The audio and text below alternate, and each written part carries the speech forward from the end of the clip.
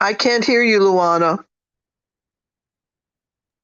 No, we haven't started yet, Barbara. We haven't started yet. We're waiting for Paola Garcia to resolve some technology issues with the going live. So please stand by.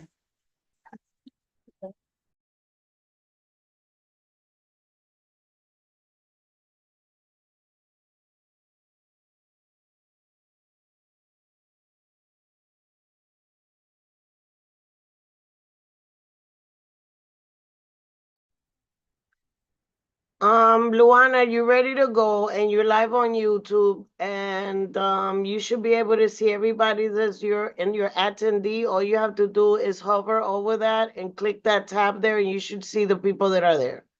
Thank you. All right. Thank you so much, Paola. I really appreciate it. What's the Stephanie Cavan is with an organization. Hold on. Yeah, Riverside, yeah. How do you, help me, I don't know why my computer's not picking up on. And Julie McCoy. This one? All right, we're going to get started. I'm just sorting out the attendance list and the panelist list to make sure that everybody that's making a program announcement is joining the call. So if you can just bear with me for one more minute, we'll get started. It's going to be a bit of a longer than usual night, but hopefully we'll get it down to 2.5 hours tops. CB12. Exclamation point. Okay. No space. Man. Man, CB12, exclamation point, no space. All right. Okay, it's 6:38. We're gonna call this meeting to order. I'm trying to get. Motion to. I say agenda, right? Is that what you're supposed to say? No, that's for the general meeting to adopt the agenda. I thought we were supposed to be doing that on every meeting, but whatever. I don't remember, but I'll bring it up to Jim. Because that's how a quorum is, like, unless if there's no quorum. We do have quorum. Then it's just a meeting. Yeah, it's just a meeting. Welcome, everybody. If you can just bear with me while I manage the chat, the Q&A and such. Welcome, everybody, to Community Board 12 Parks and Cultural Affair meetings. I'm very happy to see everybody. I'm hoping that everybody's having a good fall. On tonight's agenda, we will be looking at proposals for both capital budget and expense budget. We will be hearing from our local community partners and city agencies on programming update and capital projects. We welcome once again our members. And as a kind reminder, I always start my meetings by saying that as a community board, we are here to just facilitate conversations between community entities and constituents. Because I understand that there are a lot of projects that go on where the community may be concerned about, but we are here to answer those questions to the best of our abilities. Tonight, we do have a resolution on the floor that will be passed. There was a presentation during our last meeting with regards to supporting NYC Park's proposed Riverside Oval Water Service installation. I will encourage all of our attendees to go back to the YouTube recording to gain information on this because the resolution was carefully written and we hope to pass it unanimously tonight because of the presentation during the last time. That is my report. We do have. What? Motion to. What's that? What's that? What? Did you do motion to start or we already? Oh, well, the motion is there a motion to start? I call the meeting to order. Right. Oh, you did? I didn't hear that. Yeah, I did call the meeting to Yeah, order. because normally you're Yeah. supposed to ask and then adopt it and then who wants to decline it, blah, blah, blah. Listen, I'll have a conversation with Jim talk to Jim, Berlin. yeah, talk to Jim. I'll be picking all these things up from Jim. I think it's because we both have long hair. So, before we proceed with, program updates, I want to give a shout out to Danny. Oh, If you shit. don't know Danny, you've seen his artwork in the community. He is Art Man Dan. So now it's Art Man Dan season. You go to any bar, any bodega, any local business, and you will see his art. So I'm so excited. It's Art Man Dan season. It goes into the fall, Halloween, Thanksgiving, Christmas, St. Patrick's Day. Valentine's, St. Patrick's, and spring, because I see your Yeah. flowers also. Oh, yeah, those- So Art Man Dan season has started, and I'm very proud to support a local community board member. Also, um, there's a mural. On Edgecombe, I was about to do it. So Danny is right now doing a mural on Edgecombe Avenue. If you're starting on 155th Street, if you head north, right across from the Children's Park, along the wall Bluff, of the right? That's what building. it's called? It is called Hugin's Bluff right there. It looks like he's doing a mural of a bunch of owls and birds and things. And today I saw Danny Oh my first God. drafting and painting. And the reason why I was able to see them is I heard children go, "Look, birds." And I was like, what are they talking about? And there it was. He's painting this huge mural. So yeah, community in action, beautification in action. Yeah. There you Great go. job. Your excitement had me pumped throughout the whole day because I was like, oh, it's time to paint for like several hours Wow. alone, you know. It but looked great. It's cool when you pass by. It's cool. I hope you get to see it too. It's Thank super you. cool. Okay, Luana? Yes, Luana, we need a motion to adopt the agenda. Yeah, oh, do I have a motion to adopt the agenda? motion. Danny, Second. Second. and second by Alexis. All in favor? All in favor? Aye. Okay, Aye. thank you, Barbara. Thank you for clarifying that, Barbara. I know that Yeah. that was not part of the usual protocol. I thought it was a function of the general board meeting, so thank you so much for that. I don't have an agenda, I have to see it. All right, so Yeah. moving forward, with the announcements. I already talked about expense and capital budgets. We're gonna get into that. But for those listening in, this is the time where the committee votes on existing projects that need funding, both on the capital and on the budget level. We also accept new proposals for projects that need to be funded. And we also sort of like say, you know, we have had this agenda item or this project for 3 consecutive years. It ranks low both on the committee and the board member. So in an effort to maximize the possibility to get projects funded, we just eliminate that. So that is also on the table. Committee, do we have anything else before we move to our programming? Okay, so a little bit of administrivia. I'm gonna have to ask that in an effort to foster an equitable workload, that we rotate minute taking. I will take the minutes during our next meeting, and then maybe one person will take the minutes, and that way the committee, the burden does not fall on Alexis, because I know that can be very tedious, and we want to relieve her of that task by just rotating it. So Alexis, you'll chair the next meeting and I'll take the minutes, okay? And then we can all volunteer. All right, that said, we have Manifestation. Bob, I'm so sorry. Your last name, Bob. Barnett. I was gonna say like Barbette, but I don't want to butcher people's name. Bob Barnett, we're gonna start with programming from the New York Sailing Club. No, Harlem River Community. Say that again. Harlem River Community Rowing. I know it's something with the water and rowing and sailing and boats, and we do have, I'm very proud to say that since we live, you know, Manhattan is a Mesopotamia, you know, a land between 2 rivers, and we're very happy to have a lot of water activities that extend so far north. So I'm very proud. So I'm sorry if I get your organizations confused. That's fine. I'm passing it on Yeah. to Joy Heck, who is going to discuss a recent incident we had on the river with I will continue. I'll present. All right, We so have a very short. 2 minutes, yeah. Do you want me to hook up PowerPoint?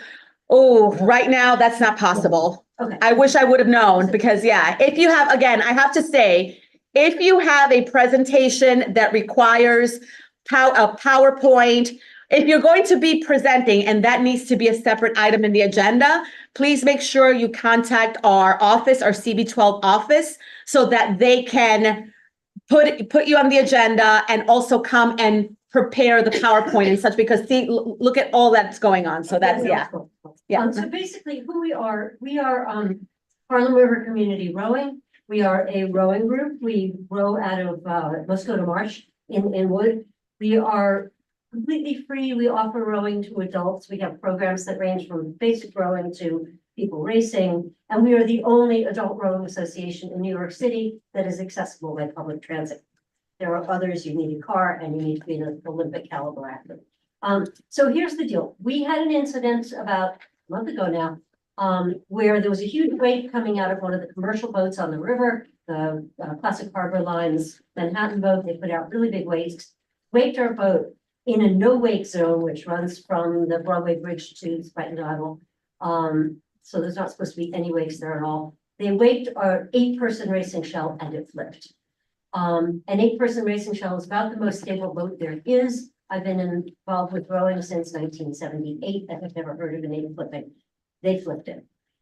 So our concern really is nobody was seriously injured. I will say that there was some equipment lost and there was possible damage to our boat. And we have reported this to the police department and the authority, the Coast Guard. We've talked to Parks about it. We've talked to the New York City Harbor Operations Committee, which is run by Coast Guard, about it, which I'm a member of.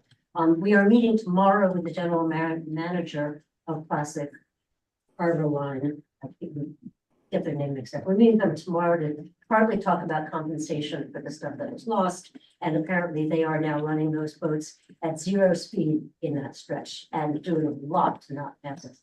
We're also launching a process to bring together all of the people who are involved, because it's not simply negligence on their part that they go too fast. It has to do with getting through the railroad bridge, which is a rubber, and getting through that bridge and dealing with very complicated schedules for the railroad. On the other hand, the Circle Line boats do not wake us. They don't have this issue, and they obviously also need the thing open. So we wanted to talk to you because we wanted to let you know this had happened. Responsibility for enforcing the no wake zone, according to the law that created it, is jointly held by Parks and the police department. I think that might have been a surprise to both of them when we told them that.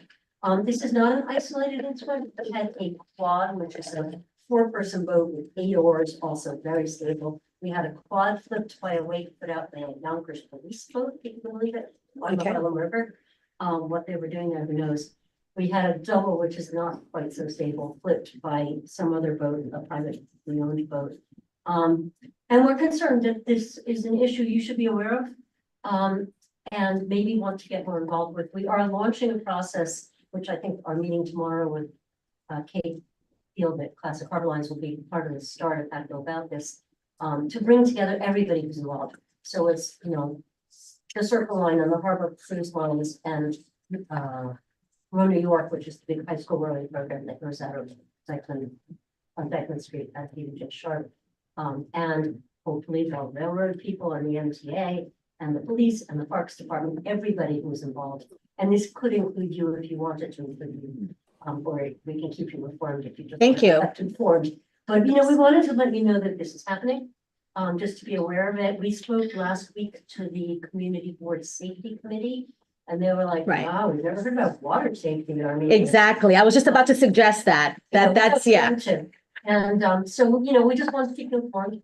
And as we launch this process of trying to bring together all the different institutions that play a role on this river, we'll keep you informed. And if you want to be involved, you're more than welcome. Thank you. Do we have, questions? Yes, Danny was first and then Tracy. I also need Paola. Oh, that was your timer, just in time. Yeah, I give 2 minutes, I'm sorry, otherwise, I'm gonna take minutes on the next one. yeah, okay, great, thank you so much. Questions, Danny, question?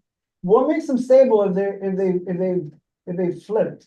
What do you mean, after they flipped? Or Like, causes them to flip? cause you go, they're stable, but Okay. so that's your not question- the incentive of If they're flipping, like, stable, why did they flip?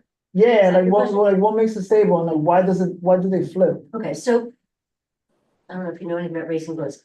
These are racing boats. They have a completely round hull. So if you just put the boat in the water and sat down in it, you'd be over in a second. When you're rowing it, what makes it stable is you got a bunch of oars out there. This is also why it's very hard to learn to row, because you have to learn to balance those oars. So normally you're rowing along and, you know, Is it you, the ones in like the line? Yeah. I've seen those before, yeah, you see Row New York because they're out a lot. That's the Yeah. high school program. And so what, you know, normally they wouldn't flip. If you're in a single, it's about this wide. And, you know, there's 2 oars. When you've got 8 oars, I mean, the oars are balanced. So with 8 oars, there's one person's oar screws up, the other 7 oars are still there. In a single, you know, I row a single as much as I possibly can, which isn't as much as I'd like to. But when you're in a single, you know, if my one oar screws up, I'm over. But with an 8-person boat, even though the boat itself is inherently round because it's a racing shell and makes it move fast, with 8 oars, it's stable. What made them flip, in the case of the 8, and I should say I was not there at the time, I wasn't there for either of these flips. In the case of the 8, basically the weight was so big that the boat just swung up on okay. the side of it and went over. In the case of the quad, when a quad flipped, I don't think it was swamped. They are designed so that if they're swamped, they won't sink. So if the wake just pours into the boat, usually if there's a bad wake, it pours into the boat and you get this much water in the bottom of the boat, and it's not great, but you can run it, you can run it. I have a funny question. Okay. Do they, sorry, it's my bad. Do they have training wheels for this thing? No, Well, there are. like, yeah. There's something called pontoons, I think they're called pontoons, which you can actually put, I think, on the oars For training purposes. for training Okay, purposes. But okay. mostly people learn in an 8, or they learn maybe in a quad, because they're fairly stable, and you could put some experienced rowers with the novices and stuff like that. I learned it in 8, and we were all novices Okay. back when I was in college, a long time ago. When people were learning to row a single, because a racing singles like this and very tippy. Yes, You I've seen start it. with much wider ones. Yeah. Yeah, no, you start with a much wider, when I learned to row single, you start with a wide one and it's fairly stable. It's not a racing boat, it's a training boat. And you row that for a while, and when you're getting good at it, and you can balance your boat and keep both oars off the water, you know, this much above, without it going this way. or that way. Then you move into a slightly narrower boat and a slightly narrower boat, and eventually get a racing boat. I get it. It's okay. I understand. He has a water bottle. Tracy, Yeah. and then Barbara, I have you next. So I mean, it's very understandable from context clues, but you know, when you assume people assume, so when you say wake, what you mean is that boats are going by and it causes a wave Mhm. that then causes your boat to Yes. flip over. I'm Exactly. just sort of, so Right. we're not, all using the same language. And, well, I will say one of the questions that we keep coming up against is why do we basically not have the problem with Circle Line and we do with these Manhattan boats, Manhattan 1 or 2? Part of it is the Circle Line captains are awesome. I don't know why they don't have the scheduling things with getting under that bridge that the Manhattan folks do, but they will hang behind us and wait till they absolutely know we are not gonna cut in front of them. The Manhattan boats are always speeding up, and the Manhattan boats are, I don't know much about this, I've designed the boats and ways. But apparently the whole shape of the Manhattan boat makes it put out a larger, higher wake than the Circle Line boats. I don't know why. So that leads me you answered part of my actual question, but I guess right now, I know you're meeting with all of the players, but what right now is your group's proposed solution to prevent these, wake Right now, concerns? we don't know, because, I mean, what's happened is, when I presented this at the Harbor Ops meeting a few weeks ago, we had already emailed. I know somebody who's staffed at Classic Harbor Lines, and she's on Harbor Ops, and I emailed her and said, Maggie, I actually emailed Harbor Ops and said, can you put us in the agenda? And I copied Maggie, and Maggie works for Classic Harbor Lines. Before that meeting even happened, I got a phone call from the general manager of Classic Harbor Lines saying what happened. And for once in my life, I kept my mouth shut, and I said, well, basically, this is what happened, but I don't really want to talk about it now because we're talking to our lawyers. And I think that scared them. Yeah. And at the Harbor Ops meeting, which was 2 weeks later, there was some amount of discussion about it. And, she basically said, the problem is we have to get through the bridge on a schedule. We don't know when the drawbridge is going to be open. As soon as we are in radio contact with the drawbridge, we say, we're coming. And they tend to say that, this is, I'm quoting her, paraphrasing her. They tend to say things like, the bridge is open now. If you get here in 5 minutes, I'll let you through. Otherwise, that's this train time. I don't have to close the bridge. Nobody can mess with the trains. If there's a train, the train has priority and the bridge is closed. And Amtrak and Metro North are not. I don't know. Right, so the question becomes is how do we get the boats not to race the bridge and Yeah. make, Okay. But then for them, right. it's how do we get the people who manage the railroad bridge to coordinate with the people running those big boats so they understand the timing. Now, I haven't been down there to see any of this because my knees are messed up and I can't walk. But Bob has told me that those Manhattan boats are now going at 0 speed when they're anywhere near us, which we love, but how did that change? They still have the issues about the bridge. So I don't know why they can suddenly do it now. I don't know why the Circle Line can do it. We don't know, but this is for the why we want to get these people together at that Harbor Ops meeting. I didn't want to. Sorry, I'm The Circle Line, you know, the head of the Circle Line said, he said to me, he said, I'm giving you my phone number. If you ever have any problems with any of our captains, you tell me, and this is the manager, you know. But their captains are awesome, you know, we always wave at them and give them a thumbs up, and all the tourists on the boat think we're giving them a thumbs up. It's like, no, we're giving a thumbs up to your captain because he slipped that.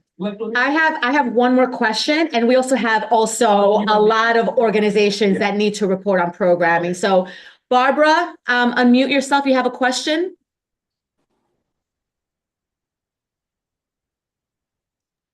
Yeah, I wanted to comment because again, we need to focus this discussion on one, how we can solve the problem. Right. Yes, and number one, I looked at some of the regulations that govern the operation of boats because I'm also on the Public Safety Committee. Because it's not just these boats, the Manhattan tourist boats, it's also jet skis, which are a problem for the people. I looked up the regulations and it's a no wake zone from Swindler's Cove over to the Hudson River. It's all the way around under New York City boating, regulations. And it's a misdemeanor if they violate the no wake rules, which is punishable by $150 fine and up to 90 days in jail. It's a very serious offense, and I think we have to bring that into the discussion. It's not merely, well, let's have a handshake and let's all get along. It's considered a very serious safety violation. So that has to come into the discussion and discuss with the management of the company that's doing these violations. It would also affect the license because it's the captain of who's driving this boat who is given the violation. Now, the enforcement agencies clearly in the law are the NYPD and the Parks Enforcement. And it then clearly says any other agencies as so directed by the mayor of the city of New York. So the mayor can ask and request assistance from other agencies and have collaboration. So, we could have a resolution which calls on the mayor, whoever that may happen to be, since we don't really know where that stands at the moment, touche, right? To call on, for example, or request assistance from Coast Guard, and to request that the NYPD, which has an excellent water police force and police boats and so forth, to let them figure out, it's their job to figure out a coordination of the schedules that these boats come through, because these boats are on a schedule, and have them talk to the bridge people and so forth, and get their act together to put a lens, put a focus on this problem. It's all written clearly in the law. Then the other thing I wanted to bring up about the jet skis, that has not been enforced, and the law clearly says, so my point number 2, the law clearly says anyone operating a jet ski, which is legal, but they must be over 14 years of age, and they must wear a life jacket. And I see these yahoos all the time without life jackets. and they must pass a written boat safety exam. I would not like to make book on how many have passed their written lifeboat exam. I do sailing. I have taken that exam. I have a certificate. So I know what that exam is. And not passing that boat safety exam is the equivalent of driving a car without a license. So I also call on that we have a resolution that the appropriate agencies, which would be on the Hudson River and the Harlem River, enforce dealing with the jet skis, again, for also their own safety. Every year there are deaths from these jet skis of, in the same way that unlicensed car drivers cause deaths of themselves and others, that there being some enforcement of getting people in with the life jackets and the boat safety certificates. So that's my deal for today. Thank you, Barbara. The And I'd one, like it as a reso. I'd like it as, we can contemplate this as a committee, as a reso. Can I ask Barbara a question? yeah, go ahead. Yeah. Barbara, I just really quickly, I'm interested in which regs you're reading, or if you want to just have somebody give me your email address, I'll email you. I can send them, Barbara, can you send me those regulations? And I have already Rob's email. I'll send them to you. Okay. Okay? Sure. I can do that. And I have problems uploading directly to the chat. What I do is I think I can do last time at the public safety, I tried to upload some of my screenshots to the chat and it didn't work. Is there some problem uploading screenshots to chat that it doesn't Probably work? a capability. Email somebody the regs and it'll get to us. With a link to. Alexis is next. No, I just have a question. Okay. I missed All right. something. Barbara, what did you say? It's, What? no wake zone from Swindler's Cove to, To the Hudson River. Okay, for the minutes. So I said Swindler's Cove and from the Broadway Bridge to the Hudson River. So this sounds like a different reg, and that's why. Okay. So Barbara, I do support what you're saying, but here's my question. I guess my first question is, are waterways controlled or are they within the purview of parks?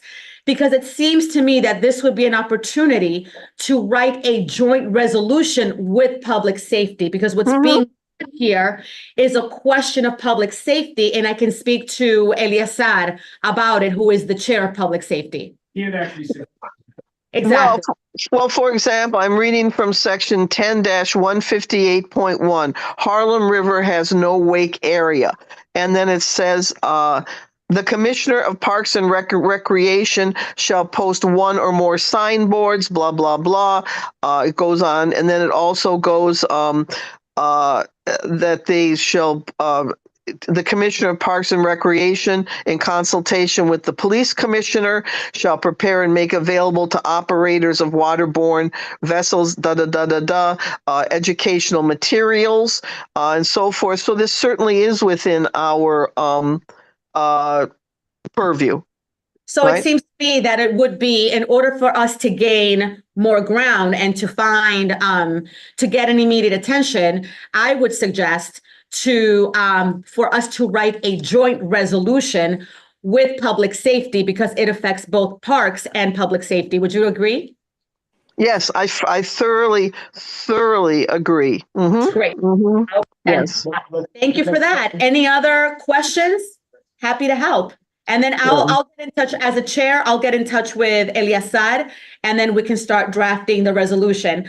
Rob, if you have any data, any viable statistics that can support the resolution, then forward those to me, in addition to what Barbara has now I'm said. gonna connect you to Joy. Great. She's the one that has- You have my email. Fantastic. Because in order for us to write a resolution, just for everybody and for everybody's information, the more the more data we provide, then the more likely the resolution gets passed. Of course, intuitively, we know that this poses a danger to members of our community, but we also need data, we need the law, we need the purview, we need the scope, all of it, so that then we can say, this is an issue that concerns our community, and these are the asks. What kind of data do you want?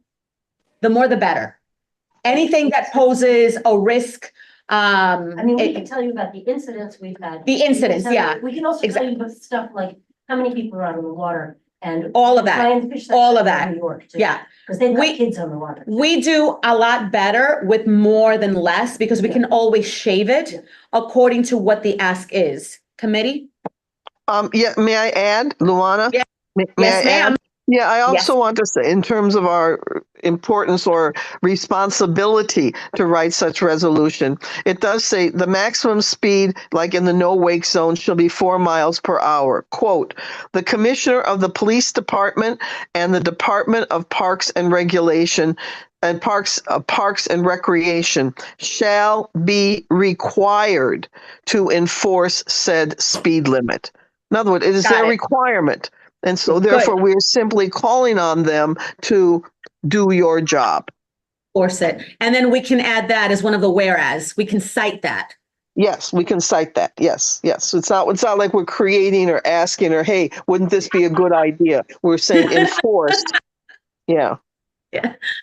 All right. Thank you. Thank you for your So, attention and responsiveness to this. thank you. And we will write a resolution. Great. I'm going to get past if any other questions, or I'm going to pass the mic to Julie McCoy, New York Canoe Club. Hello, everyone. Inwood Canoe Club, because we are Inwood. But I'm local. sorry. Well, Inwood is New York, so I hey. appreciate the perspective. I truly do. Thank you, everyone. And I'm just going to recap some of the. We actually I have got it. we have the full count of our activities for this past summer. And also, by the way, we do have an upcoming shoreline cleanup on October 27th.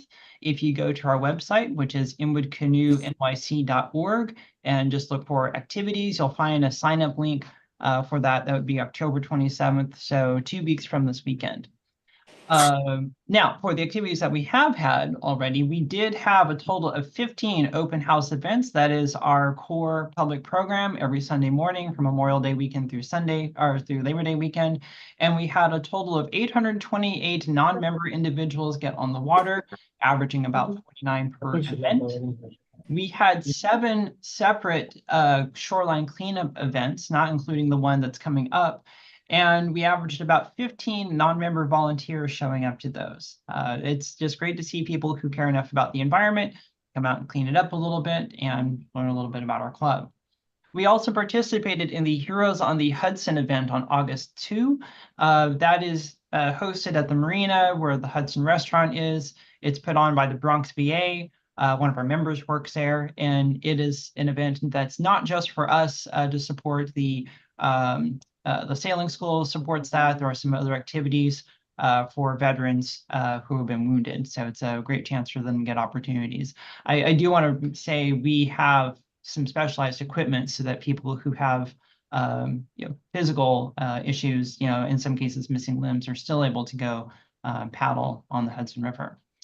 Lastly, we Word Up hosted a book reading, a children's book reading on August 28th. We were happy to have them, and we look forward to building a relationship with them and also with other organizations in the community. As you might have picked up from today, it's getting a bit cooler. The water is getting a bit cooler as well. So we do not have any public on-water programming. We will have shoreline cleanups into the fall and picking up again in the spring. And we're looking forward to participating in Earth Day next year, as we have for the past 2 years. And our open house program begins Memorial Day weekend 2025, May 25th by my calendar, and we will look forward to seeing everyone there. Thank you very much. Just in time, Julie, just in time. Thank you so much. Any questions for Julie? No questions? Okay, and now we are joined by Catherine Hughes, Morris Jumel Mansion, programming. Good evening, everybody. Thank you. I have updates on our programming as well as the exterior restoration. So first off, we have a virtual parlor chat happening October 16th at 7 p.m. with Dr. Ramona Hernandez, who is going to be sharing Dominican history with everyone and talking a little bit about the state designation of Washington Heights. And then on October 19th, Andrea Arroyo is opening a new exhibition of her work. It is called Faces and Facades. That has an opening reception at 3 p.m.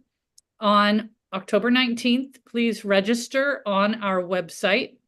And she is also doing another event in this month. Andrea is going to create an ofrenda with audience participation on October 26th from 3 to 5 p.m. So please come on down and support Andrea. And you can find all of this information on our website, which is morrisjamel.org. In terms of the update on our restoration, the Historic House Trust of New York has awarded the contract to a contractor. We cannot go public with the name until it is signed, but they have awarded it. This is big news for us. We're very excited that we've finally gotten to this place because it feels much more real. So once it is signed, we will make a public announcement of who the contractor is that has been awarded this. Of course, then it will go to all of the different desks to get signed, but then we will have movement in 2025. Thank you. Thank you for that. Yeah. Tracy, question? I'm sorry, I didn't see you. Okay. I just wanted to bring up, also on Saturday at 1 o'clock is the mansion having the Dia de los Muertos event for the children. Oh gosh, thank you, Tracy. We do have our the family event. It's our family day, family and community day from 1 to 3. Please come. It's all free. Celebrating Dia de los Muertos. I'm sorry. And the that is going to involve a lot of different activities, actually, not just one activity. So please come on down for that. And the other activities that I mentioned are all free as well. Thank you. I got a question. Alexis, yeah. Yes, Catherine. Is it possible that you can send like emails to those in the neighborhood who have often reached out to you and are concerned about this? Just to let them know about the contract awarded? I think that would go a long way. Well, we do. I hope that you receive our Mansion Minute that I just put out this week, which is announcing that. So there is an update, and I hope that all of our neighbors are on that email list. We send it out to over 5,000, but I really hope that our immediate neighbors are on that list. If you don't get that, Alexis, let me know and I can put you on that list. All right, I'll check when I get home. Okay. Thank you. Any questions? Any other questions for Catherine? Thank you so much, Catherine, for that update with the capital improvement with the mansion, because I know people are very eager to learn Indeed, about we all updates. are. Very much. Okay. All right, thank you. Right. Thank you. Marty, do you want to go next? Yes, I do. Welcome. Good evening, everyone. House. The Northern Manhattan Arts Alliance. We invite you to visit the A-Train's West 181st and 190th Street subway elevators to see the Artists Unite and NOMA's Community Subway Elevator Project with artwork in those elevators by 15 Community Board 12 artists. The project possible through funding from the Columbia University Medical Center Neighborhood Fund. NOMA's current exhibition, Uptown Treasures Past and Present, on view through October 15th at NOMA's Gallery, 4140 Broadway and West 176th Street. Gallery hours 1 to 5 p.m. Tuesdays and Saturdays, and by appointment, email info@nomanyc.org. The exhibit has 30 artists from Washington Heights, Inwood, West Harlem, and El Barrio.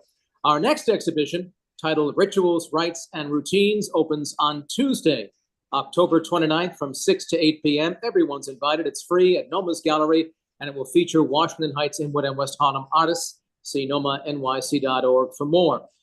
Jazz Power Initiative will present a intergenerational jazz jam on Wednesday, October 16th from 7 to 9 p.m. at the home of Community Board 12, the Alianza Dominicana Cultural Center. The event is free. And finally, you can sign up to receive NOMA's weekly email newsletter. Become a NOMA member. It is tax deductible. Rent our affordable studios. View a resource directory for artists and arts organizations and more, all at nomanyc.org. And we ask you to please follow us on social media handles, including Facebook, Instagram, and Twitter. Thank you. Thank you, Marty. Barbara has a question. Shoot.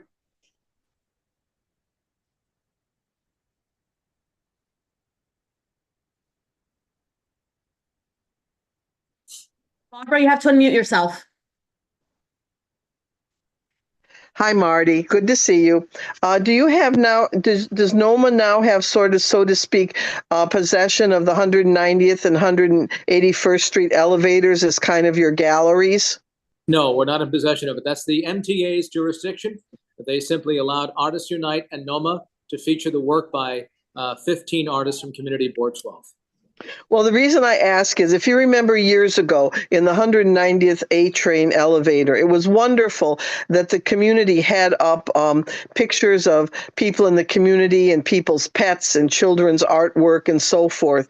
And then there was a Grinch in the neighborhood who objected to it and found some obscure regulation in the MTA that said you couldn't do that. And it all had to be taken down. I was wondering if NOMA could create, so to speak, kind of a people's gallery, like an easel of the people that would allow things like that to be posted as an art project. And so that as an underground guerrilla way of getting that kind of reestablished, like one sort of easel there in the 190th Street A train that would be allowed. It's my understanding from the principals that the MTA does not allow anymore the placement of photos of people or their depictions. Oh, how about pets and drawings? Community work. I'll have to look into that. Yeah, and that basically there'd be like a what do you call it? Like a frame, what do you call that? Like an easel, a frame thing. What do you call? I can't think of the word right now. That's like a poster area where that would be the featured, like a rotating exhibit space, like maybe 3x5, something like that. Have to look into that. For the moment, we encourage everybody to visit the 181st and 190th Street A train elevators to enjoy the artwork from our Washington Heights Inwood artist that is on display. Right. No, I agree. But it'd just be nice to have an ongoing rotating installation, right? I've addressed that, and I'll leave it right there. Okay. All right. Thank Thanks. you so much. Thank you. I did not know that, Barbara. Any questions for NOMA? It was a big deal, Luana. It was a big deal. Be nice. You call somebody the Grinch. Okay. I was being polite. I No, I know. I was very impressed with that, Barbara.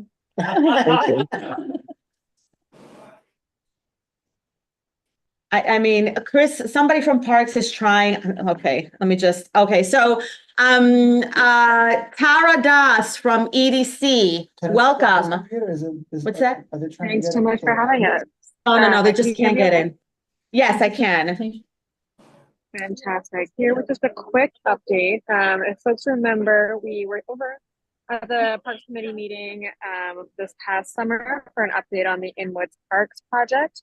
So just following that, I wanted to come back to give a status update on the project. We are currently working with Con Edison to coordinate our design with their existing and future infrastructure. They have facilities located on adjacent sites, so the amount of infrastructure is greater than a typical project Con Ed's cooperation. We look forward to returning in the coming months with a more sharp update on program and site plan for the. Thank you. Can you repeat that last part? Did everybody hear? Yeah. Not that well. So I'm so sorry, Tara. what was the project update about? I couldn't even- What was the project update about, Tara? I'm What sorry. project? What project was that? The audio was not. For the minutes, I'm sorry, for our minutes. Hi there. Sorry. Is this better? Yes. Better.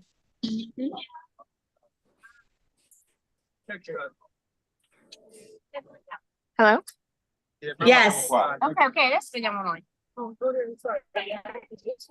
Hello? Can everyone hear me? Yes. Fantastic. You should. No, now it's coming in choppy. You can just, do you have my email, Tara? You can just email me that information. I think it was just for clarifying the minutes. Absolutely. Thanks so much. But ask Martin to mute. And then I said, yo. Okay, hold on. Maybe that's it. All right. Can you try now, Tara?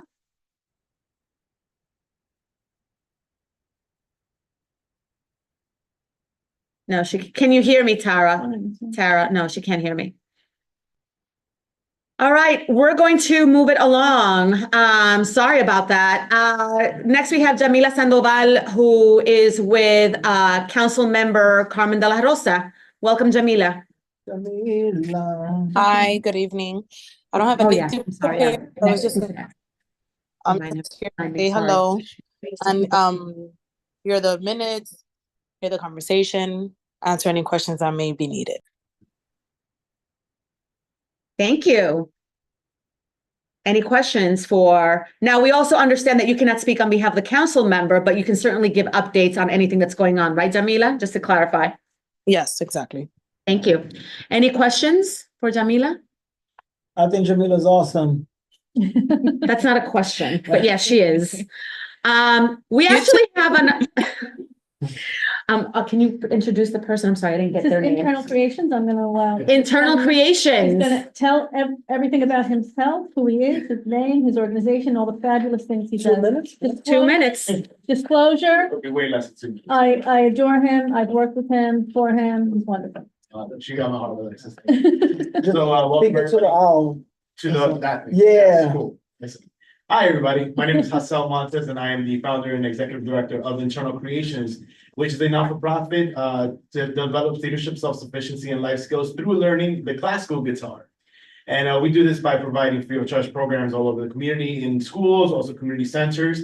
And I'm actually here to talk about 2 things. One, our programming for Holy Rood Church on Saturdays from 1 to 3 p.m. is now open, and we would love to have people come. Both youth, grades 6 through 12, and also adults and seniors are just welcome. Actually, as a matter of fact, that program has a lot more older adults and seniors than youth, believe it or not. And they're very excited to learn and very excited to be with us. They've been with us for the past 2 years, a lot of them. So very cool stuff there.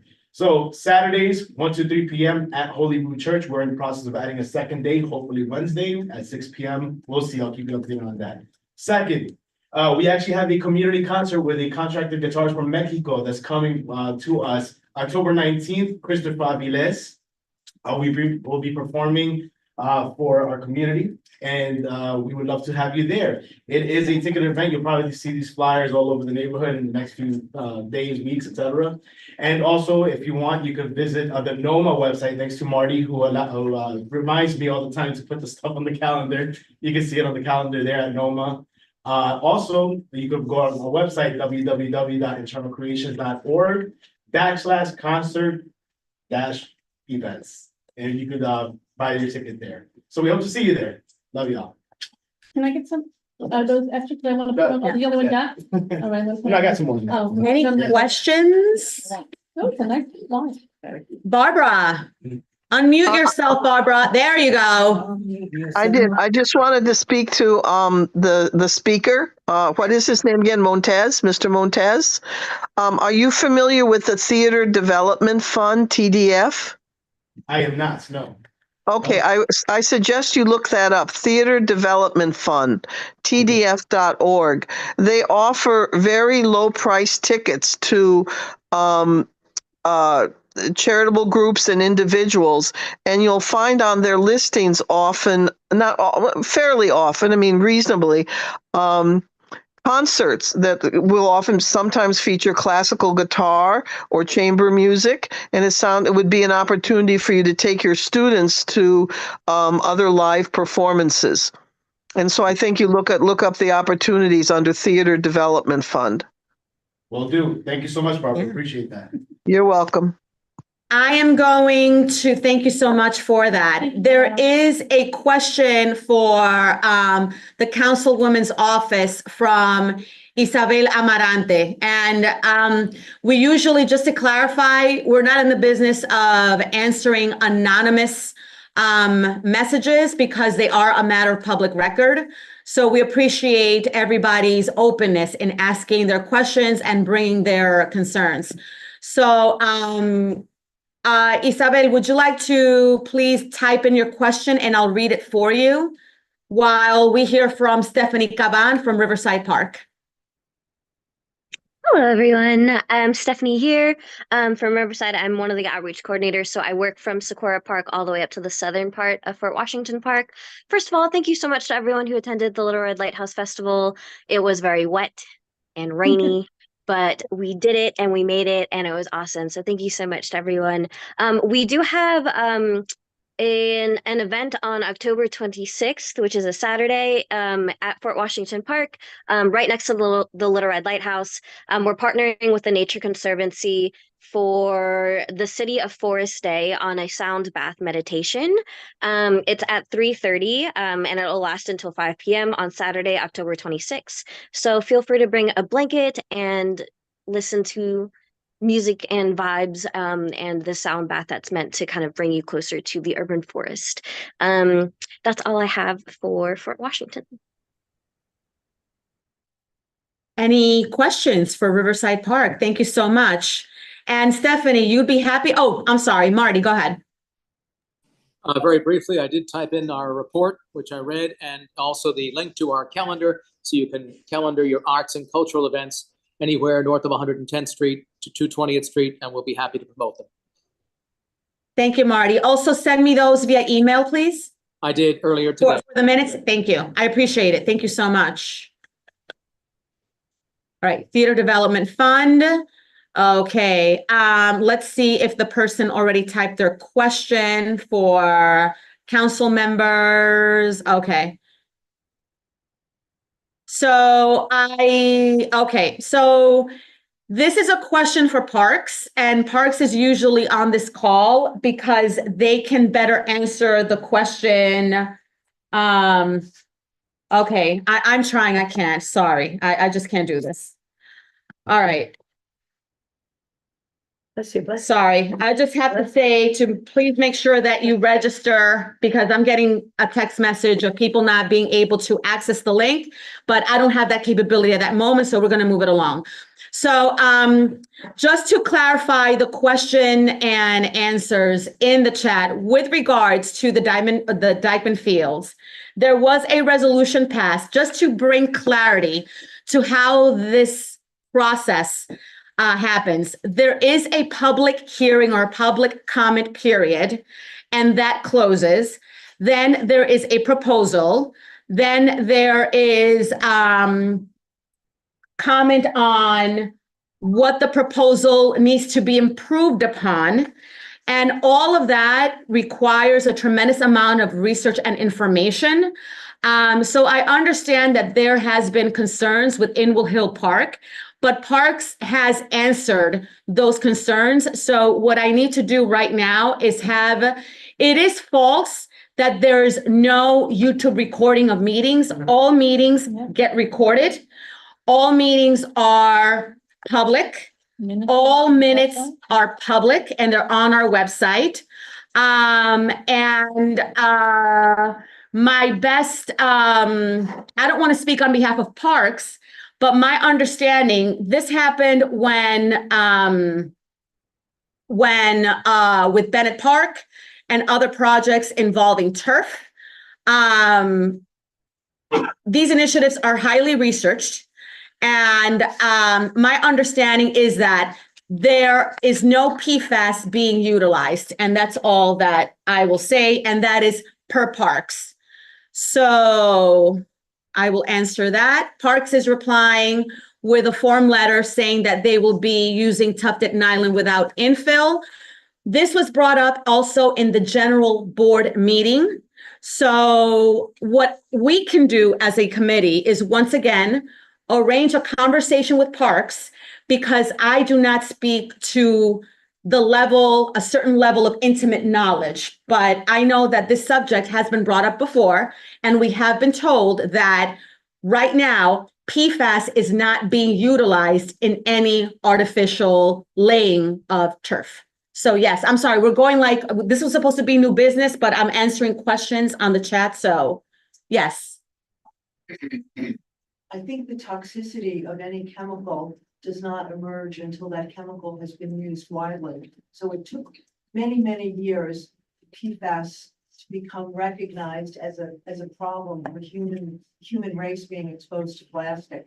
So making turf out of an alternative plastic may address the PFAS concern, but it certainly doesn't address the unknown risk of something better than what was originally proposed. Mhm. Many municipalities are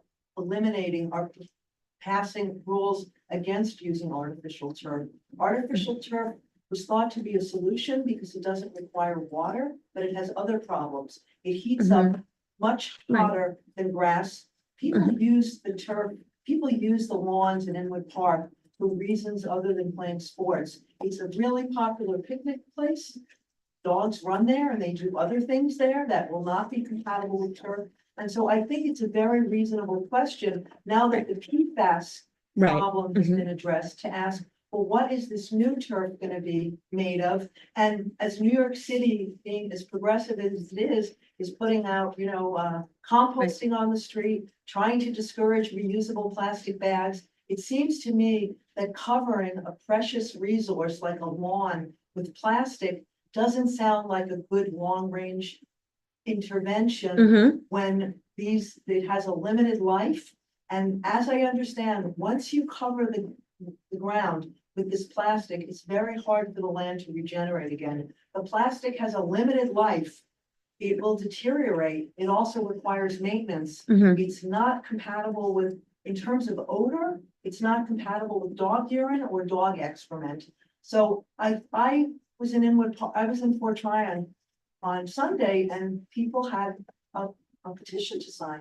I never signed petitions, and I was so shocked by what seems like a short-sighted decision to cover a lawn with plastic. And I asked, who are the constituents who these are benefiting? I consider myself, a lifelong constituent. I learned to ride my bicycle in Inwood Park. I have lived in this neighborhood since 1960.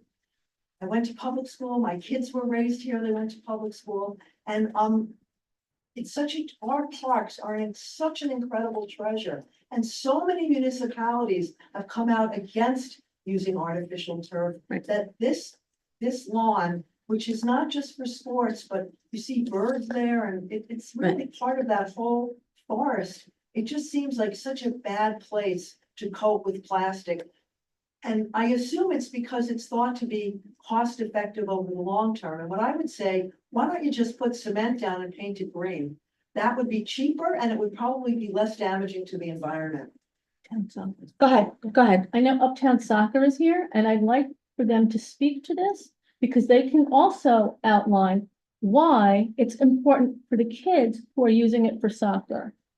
Yeah, so our argument all along, and we were involved in the meetings years back when this was first proposed, and we had community members attend and I'm really hearing them say it's all been moved, so I can listen. And we had a number of community members attend the meetings and speak up in favor of the project. The reality is it is a soccer field. It is not usable in the condition it is in. Exactly. It has a manhole cover in the middle of it. It's covered in rocks. The grass doesn't grow on it anymore because it's been unmaintained for many decades. We have our organization alone has a community of, we serve over 1,000 kids every year. Dykeman Fields has been our home for that program for over a decade now. And our position is that the kids in our community deserve a quality space to play soccer in. There is nothing comparable from basically Riverbank Park up as a usable soccer field that would be considered appropriate for league play and for kids to have the best soccer experience on.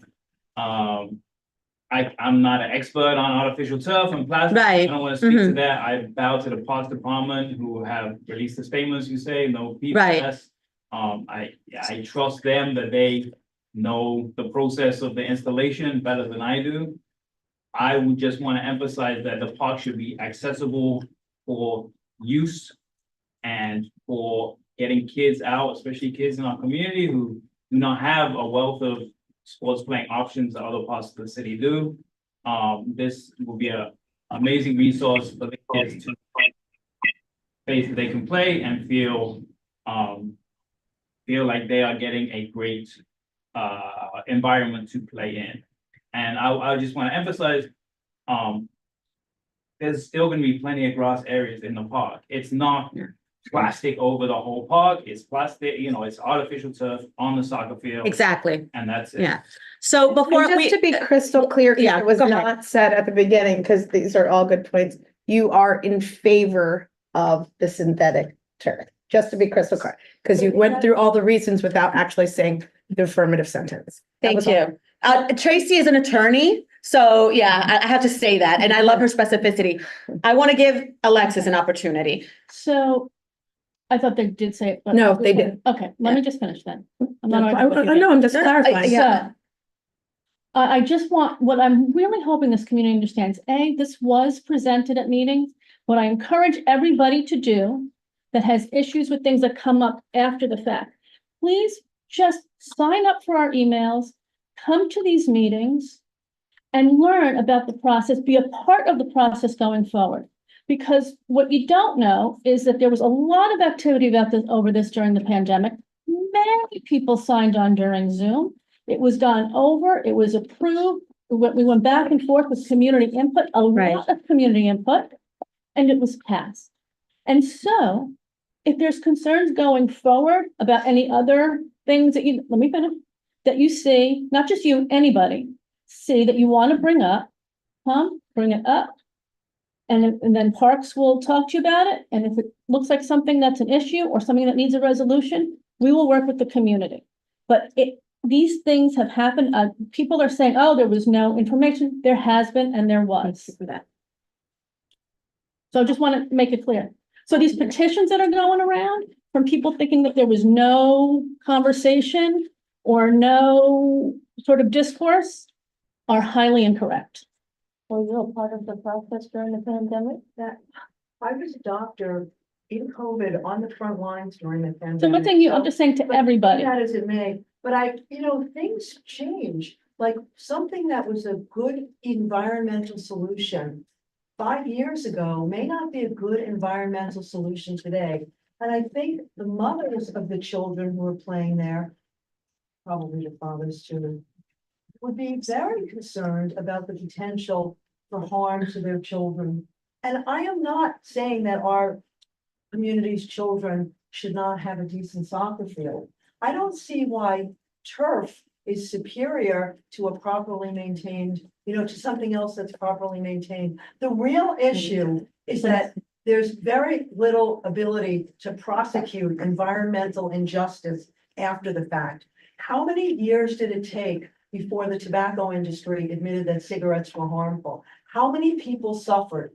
This whole thing about plastics and microplastics getting into the natural world is really an emerging science. And my husband is a big soccer fan and a big soccer player who was always objecting to the fact that I wasn't interested in soccer enough.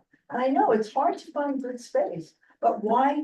But all I'm saying is it's reasonable for the community to ask exactly what is being laid down in the Inwood Fields so that we can look up what is known about safety. Because frankly, the absence of a known danger does not prove safety.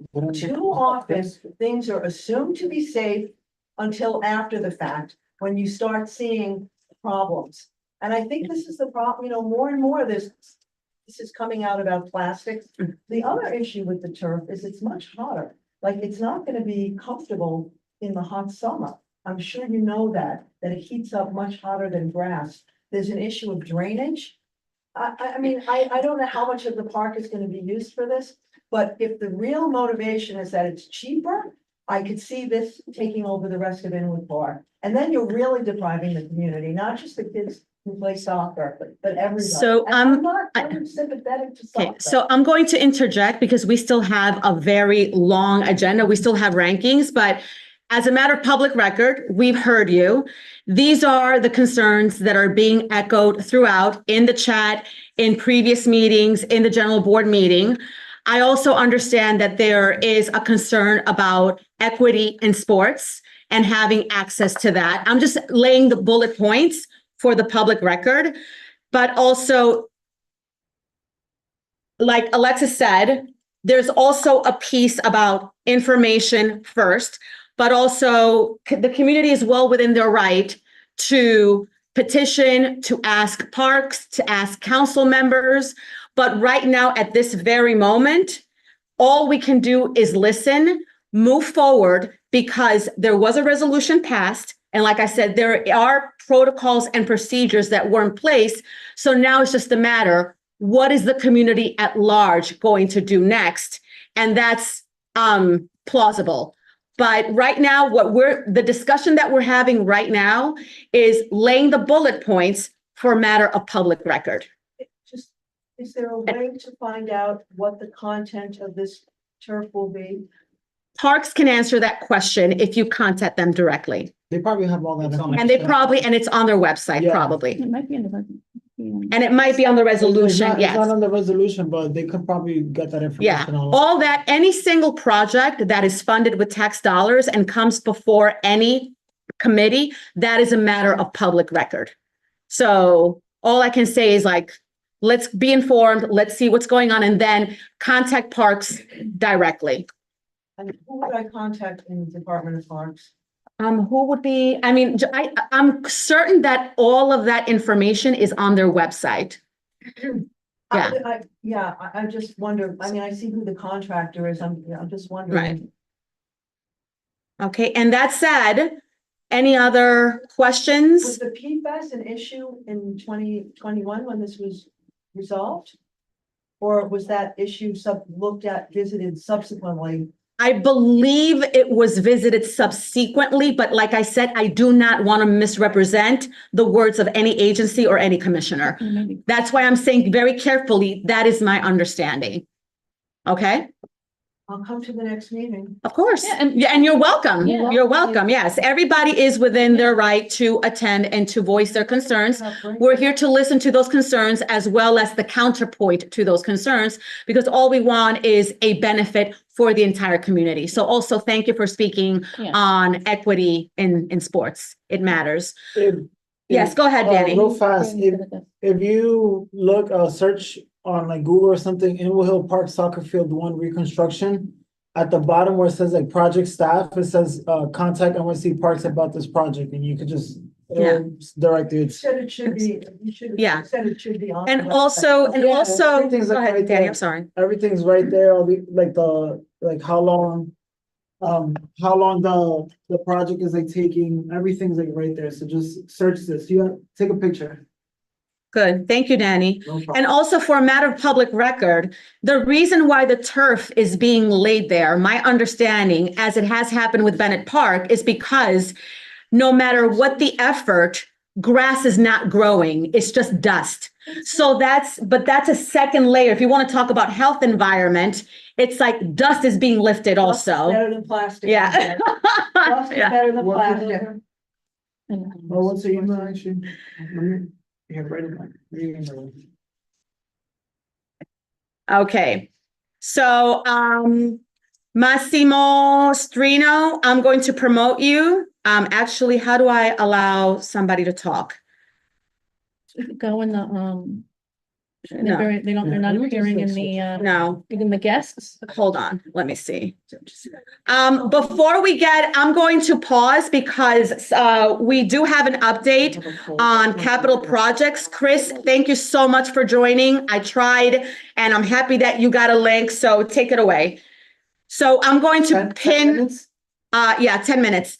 While I figure out how do I get guests to speak, please forgive me or thank you for your patience. I'm going to let Parks in with capital improvements. Thank you, Chris. Thank you for your patience. Thank you, Luana. Thanks for everybody. My apologies for joining so late. I have a couple updates. Afterwards, I could speak to the turf issue if there's time, but in the meantime, yes, please. I beg you. I beg you, please. I'm sorry, I was just able to join now. Let me give I guess very quickly, just to, I wouldn't say to put the turf issue to rest, but I think in regards to the petition that is out there, unfortunately, I do hope that everybody who is looking at that petition and signing that petition is really looking into the facts that the petition is putting forth. Unfortunately, there's a fair bit of misinformation about the project, about the process, about the cost of the project, about the product that is being used. So as I think Luana mentioned, Parks is under, especially for this site because it's adjacent to the river, we are under very, very tight restrictions with the Department of Environmental Protection and within our own standards. So it's true, the use of turf, over the course of the last 20 years has evolved, and it's evolved for good reason because some of the earlier products, as you mentioned, did not perform well and were found to be, environmentally questionable at the very least. So Parks's approach and the products that are being used have evolved along with that. You are correct that PFAS and all of these things kind of emerge over time. I think currently the product that Parks is using and speccing is PFAS free. It is rubber crumb free. The turf that is being installed both at Bennett Park and in Inwood Hill Park, the drainage is improved actually by function of the process, like the underlayment. There's like 10 inches of crushed gravel underneath this. We are not allowed to have any of the water on this soccer field drain to the river. So the entire site needs to be able to retain and perk the water that is that lands on the field. That is as per DEP requirements.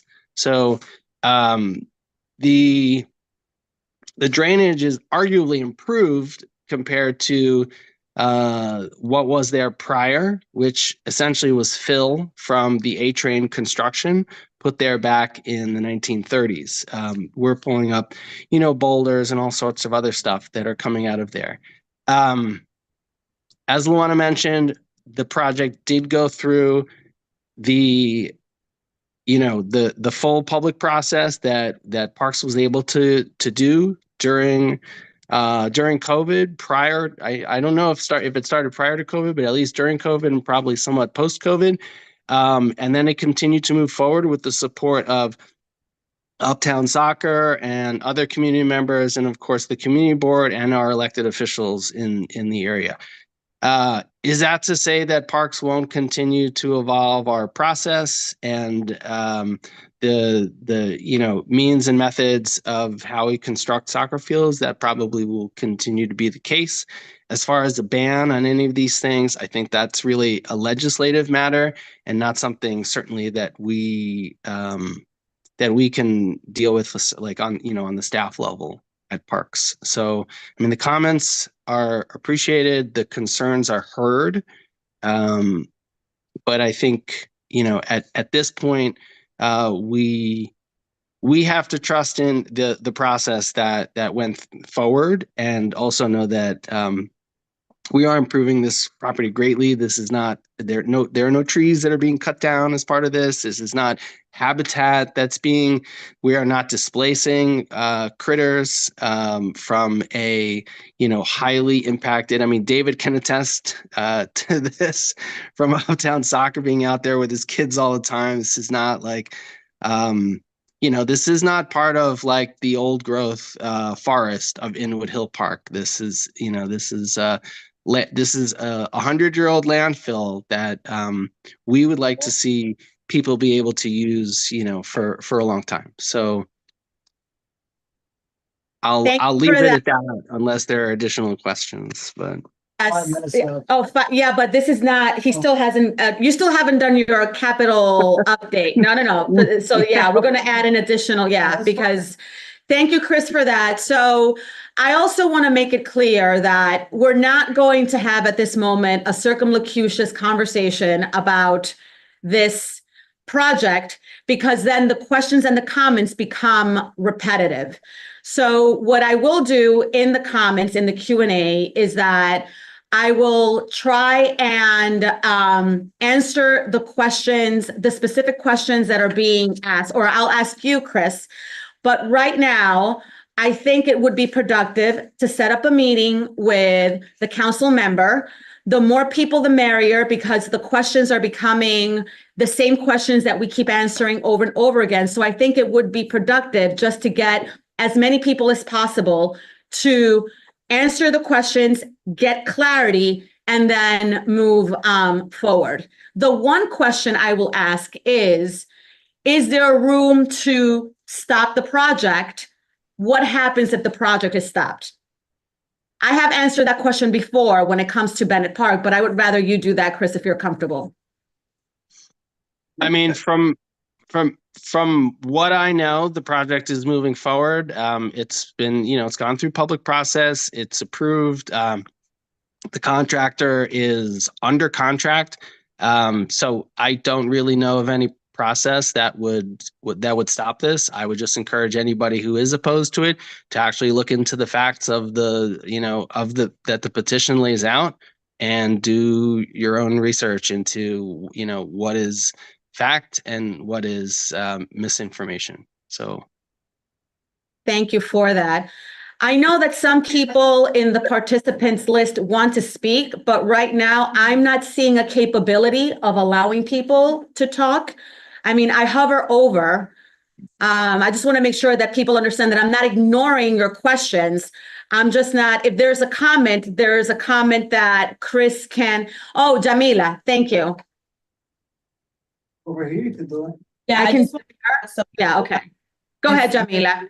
Okay, I just wanted to suggest for the meeting, if this type of meeting can happen at the committee meeting, where we have parks answer the questions that the community members have.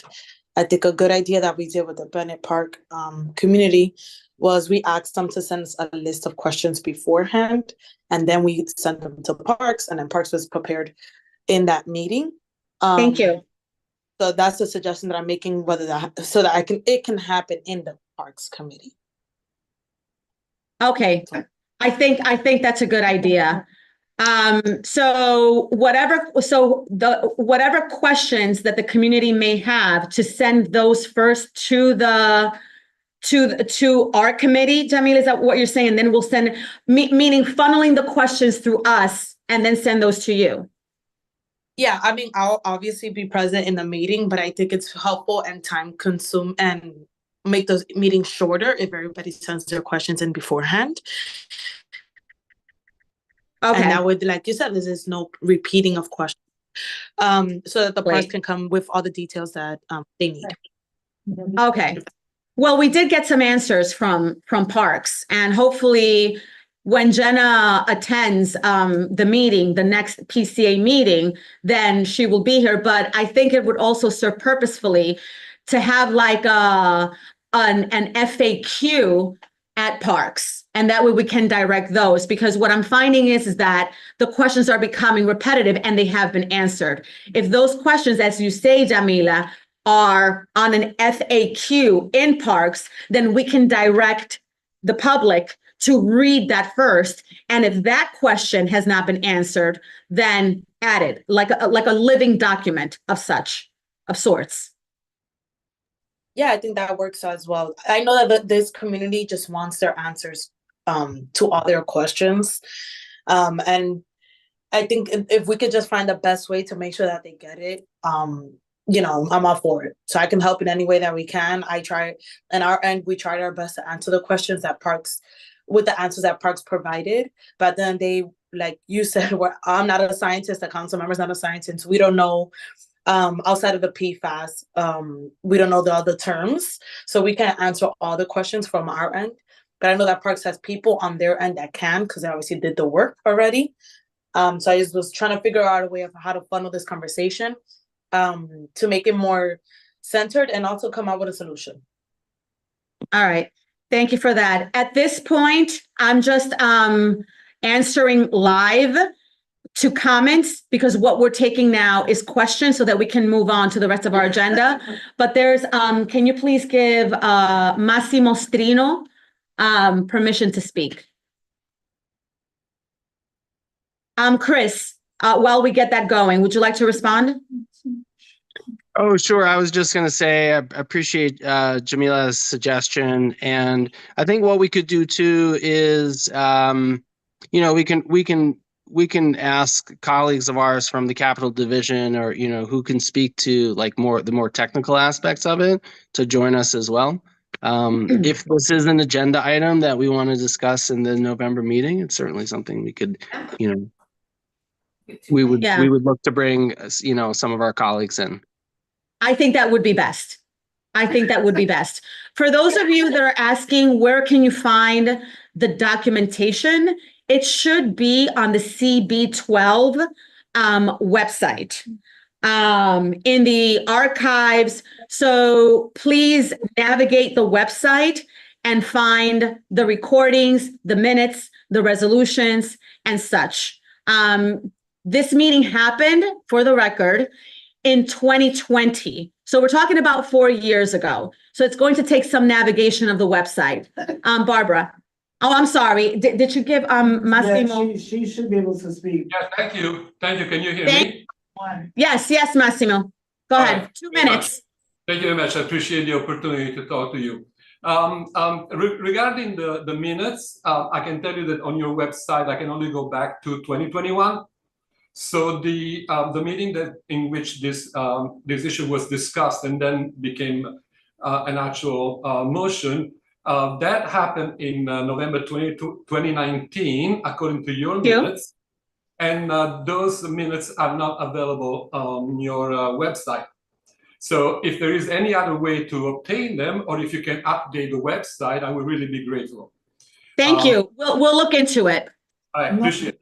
Now, regarding what Chris was mentioning a few minutes ago, the disinformation that we apparently are spreading around about this, I don't think that science can be really contested about this. The city of Boston has prohibited now the use of plastic turfs on their territory. And a lot of the plastic turfs all around the country have been removed as we speak. FIFA does not allow professional players to play on plastic turf anymore. There is a reason for that. And the parents of these kids who are going to be playing there should be very concerned about the kind of damage that it will be done to them by playing on this turf. There is a phenomenon called turf burn, which really skinned these kids alive when they fall on it, as opposed to grass, which is much more forgiving. So that is something that I would just like to have some of the parents of these kids looking at some photographs of these children as they get hurt by this material, and find, then see how they feel about that. The other question is that if I understand it correctly, if this is the same material that is going to be used up on Bennett Park, I really don't see how the kind of material that they're using is going to withstand the constant running back and forth of children and adults on those fields over and over. The thing that is going to happen is that plastic, which in this case, if I understand what the park is talking about, is nylon. And nylon is going to disintegrate, it's going to break down in microplastic. And Chris, these fields are in what is called a flood field, a floodplain, which by admission of the park department, in fact, in your minutes of 2021, the park department notes that this is a floodplain. However, we decide to go ahead with the project anyway. So my question to you would be, have they done any studies really to find out what would be the long-term consequences of being in the floodplain and having this microplastic being generated over and over? And the other question is, if the fields that existed before were badly maintained, I think mostly because of lack of irrigation and proper maintenance, what is telling me that now the park will suddenly go and start maintaining the plastic fields, which also require irrigation in order not to disintegrate, not to dry out? Do they have the ability to irrigate it? In the summer, when the grass will go up to 180 degrees because it does not absorb heat, but reflects it, they will have to use water cannons to make that field accessible. So the idea that is going to be used year-round is actually a fake idea. In the summer, they will not be able to use it. I'm going to have to ask you to please wrap up your comment so that either Chris can answer and we can move along with the agenda, because usually we give our participants 2 minutes. Okay, I'm sorry if I exceeded it. No, please. I'm just trying to say here that we are being a little bit myopic in looking at the very short-term appeasement of a small lobby of people who justly want to be put at the same level as the rest of the city. They just want to play like in downtown. But that may not be the best idea, especially in an environment that is so fragile, because it's just feet away from the river and from the salt marsh. Thank you. Thank you. I did it. Oh, okay. Chris, yeah, I got it. I was able to do it. Chris, Chris, do you have an answer, or are we? Oh, what did I do? I mean, I'll try to be brief. There was a lot in there. As far as I know, Massimo, I do not believe there were any specific studies like you're asking. Again, if we can bring, if we invite some of our colleagues from the Capital Division who are involved in the design of the project, then perhaps that's something they might be able to answer, at our November meeting. As to irrigation, we do not irrigate any of our fields. We do not have the resources to do that. That's just not something that happens in New York City parks, as far as I'm aware. Certainly places like Central Park irrigate some of their lawns. They also do seasonal, and other closures of different lawns. Again, that's not something we have the resources to do in certainly not in Northern Manhattan or in many parks in the city. There is water service to the site, but there is not an irrigation system in place, nor has there ever been, nor are there any at any of our other lawns anywhere in Northern Manhattan. So just to the point of irrigation. So I just want to be mindful of the time, because Chris, you still have to do an update on your capital projects, and we still have to get through our ranking. But Barbara, you have a question. Before you ask a question, I just need to clarify for the participants online. This committee is all run by volunteers appointed by either the council member or the Borough Manhattan president. We all do this job as volunteers. That's number one. Number two, there are various moving parts to the community board, that including a district manager and a community board manager. Ebenezer's the district manager, right? Ebenezer's the district manager, staff, somebody that maintains the website. So I take exception if anybody's saying that there's an inability to answer questions with regards to finding minutes and meetings to be a public record, because we're trusting that it is in the website. So it's not an inability to answer the question. It is that that documentation should be found on the website. That said, we will bring it up to the district manager to make sure that the website has been properly updated, which is, we believe it has been. It's Yeah. been updated, but before you were able to go back, Right. I just checked it out right now. Right. and we would have to check with Ebenezer so then they could Okay. update all the other ones. I'm guessing that that's what they're doing now. It's a Right. new format now. Exactly. So- But There you also, go. the CB12 office is located, what's the exact address here? 5:30. 530, thank you. 530 West 165th. If you, 166. 166. It's on the agenda. 166, yeah. If anybody would like to come and ask for the public records discussed tonight. Barbara? Yeah, I just, first, to that question, if people have expressed some frustration of not being able to contact something, the community board has a phone number and has 3 full-time staff members. You call them up and say, hey, I want this, please get it to me. And that's what they're there for. So I have a dim view of this constant as seeming that we don't that we've been hiding information. Now, I want to comment about this meeting. As I see it, there's simply, as it was said, never the twain shall meet. A group of people have developed information and developed the viewpoint that this is non-negotiable, that they are simply opposed to any forms of artificial turf and have built that argument. The Parks Department is fine with using artificial turf. So I don't see any reason. I think what the issue has to be is I think the Parks Department has to justify to the public why they cannot maintain natural grass there. Because in Central Park, natural grass is maintained through rotation and taking things out at times and a different form of development of the understructure of the grass fields. Now, that also costs more money. So I think that it really has to be said to the community why that doesn't happen up here on such an important piece of, park. So I think that's where the conversation in a sense has to be. Because they essentially say that's an impossibility. Well, I would like to know what would be necessary for it to be a possibility. Okay? Because there's no such thing as, quote, clarifying to the people who have these concerns. They've done their research, they have their viewpoint, they have developed an argument. They're not going to be swayed by what Parks Department says, okay? Nor is Parks Department going to be swayed by them. So I believe that that's really where it has to be said.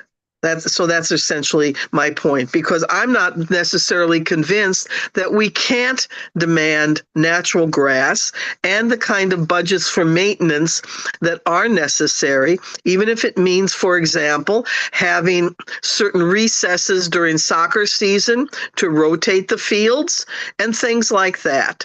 Or playing on half fields or things like that are possibilities. So that can't be discussed tonight, but I think that has to be, prove to us it can't be done is what I would be saying to the Parks Department. Prove it can't be done on natural grass and why.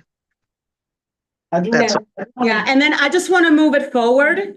I'm answering anything that is a comment in the Q&A. It's just going to be responded as answer live.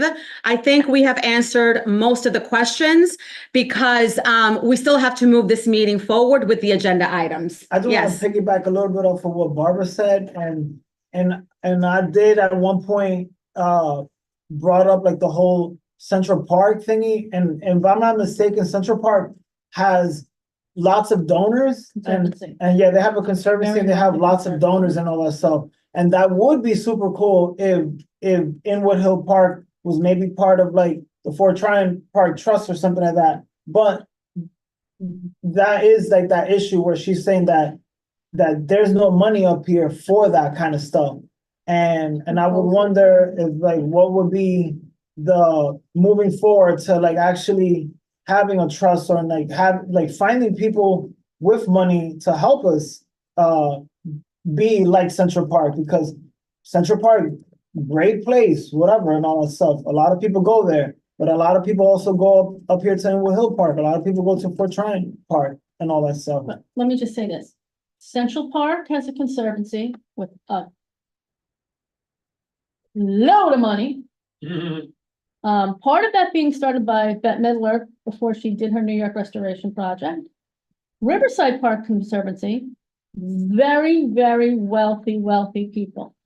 We only get 0.06% of the park's budget overall through Right. for all the 5 boroughs. Okay? And if there are, unfortunately, if you are living in, that Central Park West area or certain parts of Riverside, there is a lot of money there, and a lot of personal money goes into these conservancies to give areas like Central Park, like Riverside Park, and I'm sure like what is the one in Brooklyn that I'm escaping? Thank you, Prospect Park. They have really wealthy conservancies, and you know what? If anybody wants, wants to spearhead a conservancy up here. That's what I'm trying to say. I apologize. So, if anybody has deep pockets and would like to start a nonprofit conservancy and working with parks, I think everybody up here would be for it. Bette Midler, we need you. All right. So with that, I'm going to close the conversation unless, Chris, you have some final words. I think all of the questions have been answered. Thank you for people in the chat for being respectful. Thank you for people live for also. This is a difficult conversation, but in order for us to continue gaining information or gleaning information and be productive and devise a course of action that is beneficial to everybody, the only way that this can happen is by having a respectful conversation. And I appreciate everybody for that. That said, Chris, now you can do your capital project updates with Park. Starting now. That's all right. And events and other things that are going on as well. To Barbara's point, I don't have any specific answers because I don't have numbers in terms of like the cost of doing what you suggest, Barbara. It's certainly much more than we have right now, but it's a good question. So, it's worth looking into. So I'll try to be quick with this. We have projects. I'm just going to report on projects in order of like close to completion to, just getting started. So Dyckman Rest, as you all know, is open. I hope everybody has had a chance to visit. The playground there is a pretty wonderful spot there. Please stay tuned for a ribbon cutting celebration sometime later this fall. And if there are any volunteers interested in participating in stewarding the dog run, please reach out to us directly, and we'll start having those conversations. Bennett Park, the central lawn reconstruction, it is nearly complete. It's ahead of schedule. They just finished some drainage work, making sure that what is affectionately been known as Lake Bennett no longer exists, and that they actually so that's moving forward nicely. It's probably another couple of weeks before the new trees and shrubs are planted, based on availability at the nursery and the timing and the weather and all of that. So we are looking at a tentative completion late October to early November.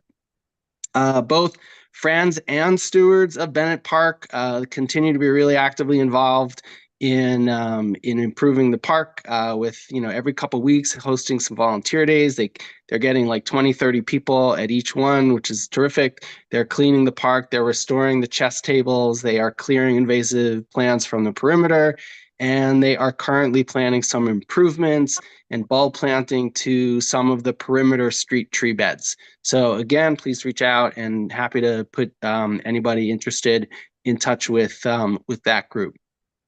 The Monsignor Kett restrooms. These are, the second phase essentially of the entire, reboot of Monsignor Kett Park. The new roof is on the building. Interior work is advancing. They're still a little bit behind schedule, but they're a little bit more than halfway complete, and the project completion is still scheduled for spring of 2025. Quisqueya playground restrooms. These guys are Unfortunately, still somewhat behind schedule. It's not likely that they will be complete on time. They'll probably get an extension, at least a 90-day extension into the winter.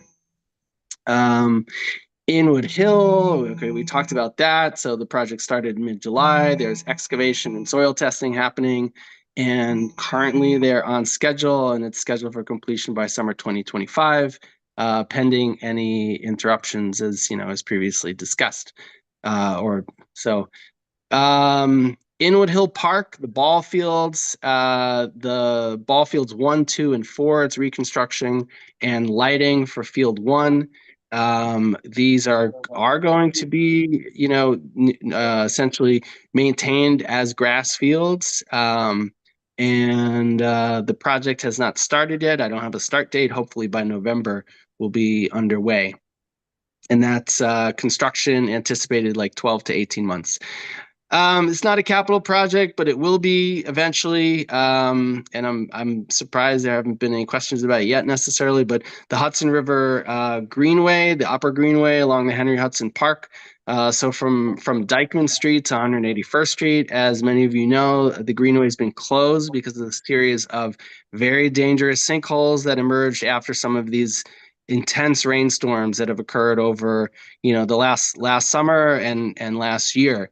So currently DEP, DOT, and Parks are wrapping up a study where they dug test pits and borings to determine some of the causes, along what I hope to will remind everyone is a 150-year-old retaining wall that was built originally to support Riverside Drive. So it is, this is old infrastructure.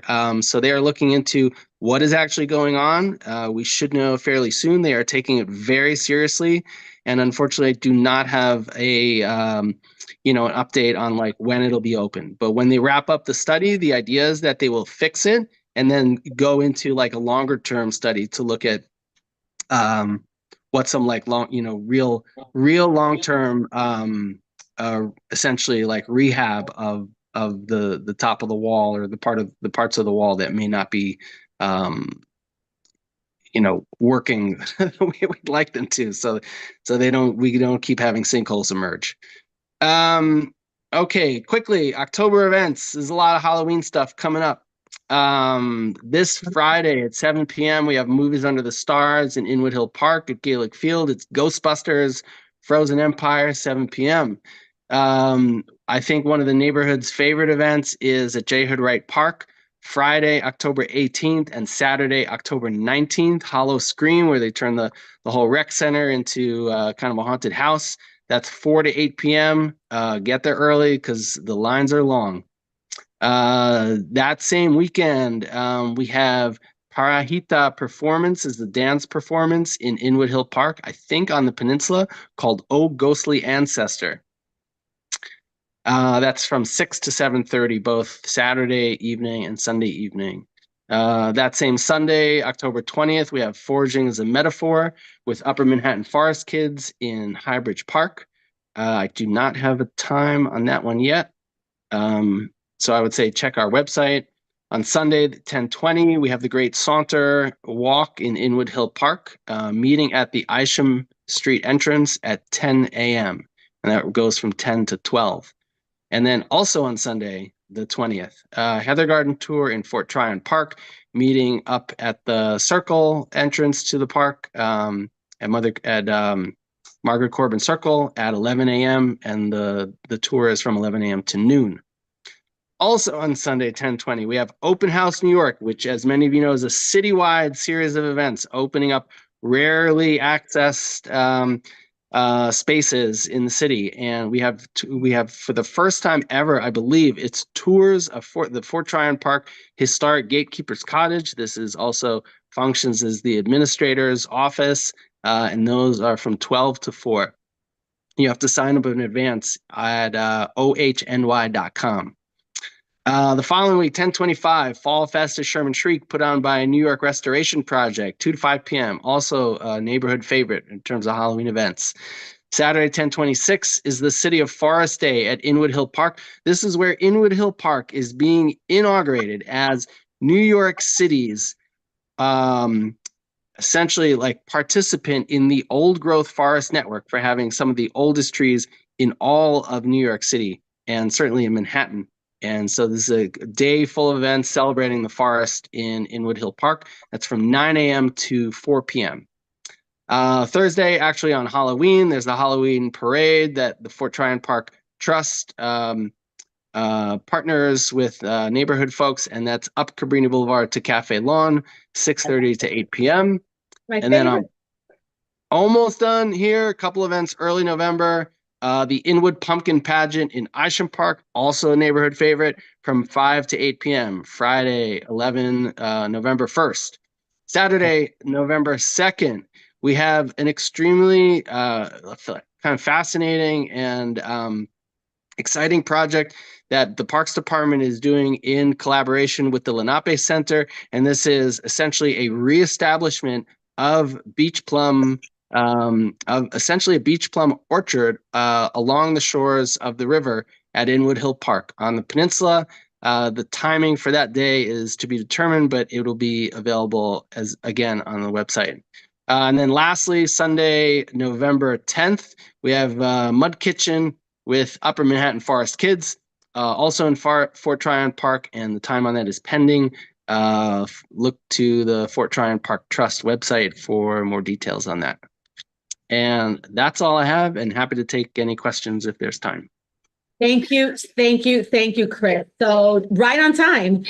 Danny has a question. Is a request and a question about the 186 basketball court. I know like on our list it's here, but I don't think you gave any updates. Are there any updates on that basketball court on 186? The only update is that it's currently under procurement. So Okay. that procurement process like a year long. So as we get closer to the end of the procurement process, we'll start to have updates like when a potential start date is. But as of now, Danny, I don't. The tricky word to say procurement. I can't even say that well. Procurement. Procurement. The next thing is a request, because I've been driving up the Henry Hudson Parkway and I see people on that pathway jumping the fence and then getting to Dykeman, and then after that getting to Dykeman to find out that they can't leave out through Dykeman.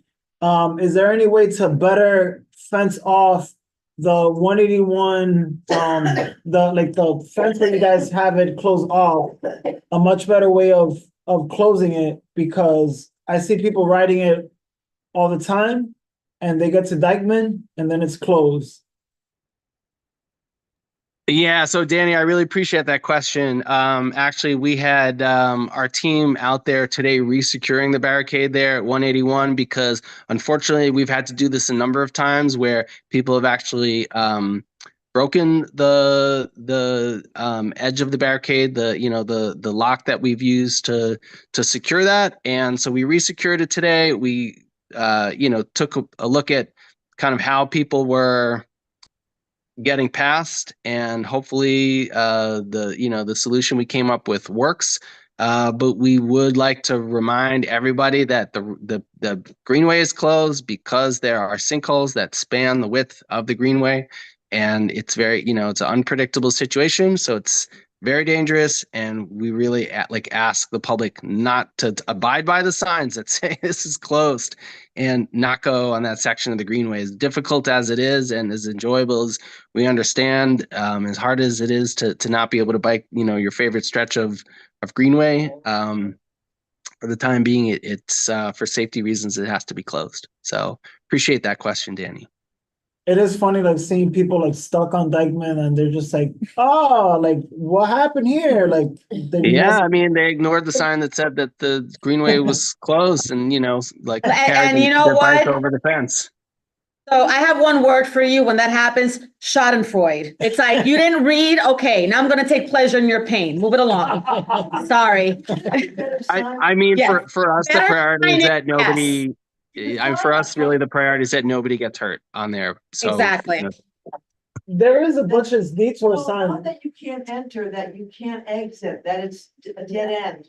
'Cause Like clarity, Yeah. like, There's yeah, another okay. sign in Inwood Hill Park, which is very misleading. I go over that bridge to Riverdale and the signage, now I know what I'm doing and I understand what's blocked and what's not blocked, but the signage isn't clear. Okay. So sometimes that could help because if you just tell them, don't waste your time. Don't waste your time, yeah. So, Chris, we got a Chris, sign painter for you. yeah, for- to so, work at so Park. Chris, I guess the suggestion is, clear signage and like semantics, right? Like, instead of do not enter, it's like, you really can't get out. It's a dead end.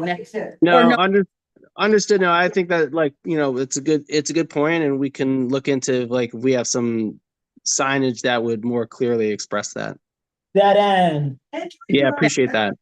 Yeah, well, that's scary. Thank you so much. We're going to move to the next item on the agenda, and that is the resolution supporting NYC Park's proposed Riverside Oval Water Service installation. Everybody should have a copy. I have copies here, but I also emailed it to you so that you can have a sneak peek, and that way the discussion, if there is a discussion to be had about language or what it means. As a reminder, there was a presentation. Steve Simon came with Bruce. They were also instrumental in helping write the resolution. So at this point, I'm going to give you, for a matter of public record, I would like somebody to read this out loud so that it's on the record. Alexis, you want to do that? Okay. Alexis said it first. That's why I always pick the first volunteer. Read it. Just for the new members, we read the resolution so that it is a matter, because people online that are looking at this meeting don't have access to the document, so we read it out loud.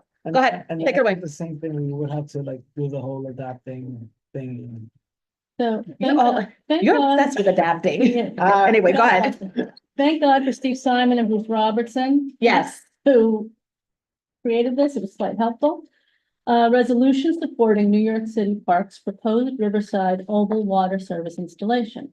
Whereas the Riverside Oval Garden, located at the foot of West 156th Street in a median of Riverside Drive in the Audubon Park Historic District, is 40-foot wide by 125 feet long and approximately 5,000 square foot parcel. And whereas the garden hosts a wide variety of annual and perennial plants interspersed among a grove of mature London plane trees, creating a beautiful setting in the midst of this residential neighborhood. And whereas the Riverside Oval Association, we're just going to call it ROA going forward, the neighborhood group that maintains the garden has expanded the scope of the plantings to include flowers such as oakleaf hydrangea, boxwood, skip laurel, and hostas that require regular maintenance throughout the year. And whereas the Oval Garden requires weekly watering starting May through October, more frequently in the summer, weather dependent. The current method for watering is to connect a 75-foot commercial hose to the nearest water hydrant across Riverside Drive and attach it to a network of hoses in the garden to water the plantings via sprinklers, sprayers, and handheld watering cans. And whereas this system is complicated by the fact that the fire hydrant water is under high pressure, with only 2 Riverside ROA volunteers able to disconnect the hose in a safe and manageable way. Every watering session takes approximately 3 to 4 hours each time. And whereas the ROA has requested the installation of a water connection inside the garden for many years and successfully sought funding from Mark Levine, where he was the council member, and Gail Brewer when she was borough president, but the plans were delayed because of the pandemic. And whereas the Parks Department's engineers determined that a water line could be connected to a nearby New York City water main and that 2 faucets for on-demand watering could be placed in the garden. The design also includes an RPZ, reduced pressure zone, backflow preventer device, and a water meter in a vandal-proof enclosure inside the garden. And whereas this water service installation would provide a quicker, safer, and more versatile way to deliver necessary water to the garden in order to maintain its verdant beauty and foster community involvement. Now, therefore, it be resolved, Manhattan Community Board 12 supports the New York City Parks Department's proposed design for the Riverside Oval Water Service installation and recommends that it be approved by both the Landmarks Preservation Commission and the Public Design Commission so that the project can proceed. I love order. I'm just. I know you do. Any questions about the resolution? Yeah. I think whoever wrote this did an amazing job. Bruce, what? Yeah, let's go, Bruce. Okay. Is there a motion? Motion? What? I second it. Motion to pass? Okay, so Danny, how do you vote? Yes. Alexis, how do you vote? Yes. I vote yes. Noemi? Yes. Tracy? Yes. Crystal? Yes. Barbara? Yes. The resolution passes unanimously. How do you spell your name here? N-O-E. N-O-E. Thank you. And last but not least, in newer business. And it's 2 hours. Last year, it was like almost 3 hours. So we have the capital budget and the expense budget list of rankings. Just to clarify once again, capital budgets, a capital project, there's expense and capital. Expense has to do with programming and capital has to do with construction and improvement of sites. That is a difference. So for the new members, welcome to the fun of it. This is a lot of fun. As a committee, tonight, we're going to be focusing just on the PCA, Parks and Cultural Affairs. Oh, what do you need? The expense? Here you go, my love. Oh, I didn't Here. see one of those. Yeah. Yes. Great. Me too. So, And I think also there's a difference between how much, like one is lower than Yeah, a they certain were saying amount. 50K is for the expense. exactly. Yeah. The expense requests would not surpass $50,000. So right now, last year, what we did, we just discussed the items, we added new items, and then we went home and through the electronically, we ranked just us, PCA. So there's two rankings. We do rankings at the committee level, but we also do rankings at the board level. So here you will see, for example, for the PCA, how these projects ranked at the committee level and how they ranked at the board level. Tonight we're only discussing park items, but then we go home and we rank both parks and everything else. Now, when you look at other committees, for me, and this was something that was discussed last year, the strategy is to, it would be ideal to ask for endless amounts of money, especially for parks, because they improve quality of life. But we also have to approach it from a practical point of view in that would we rather have 10 strong projects, or do you want 50 projects and only get funding for 2 because things get prioritized? So any discussions before we add, subtract? Any musings? I would just by looking at this over here where the board voted number 16 on capital, we should just like bump that up.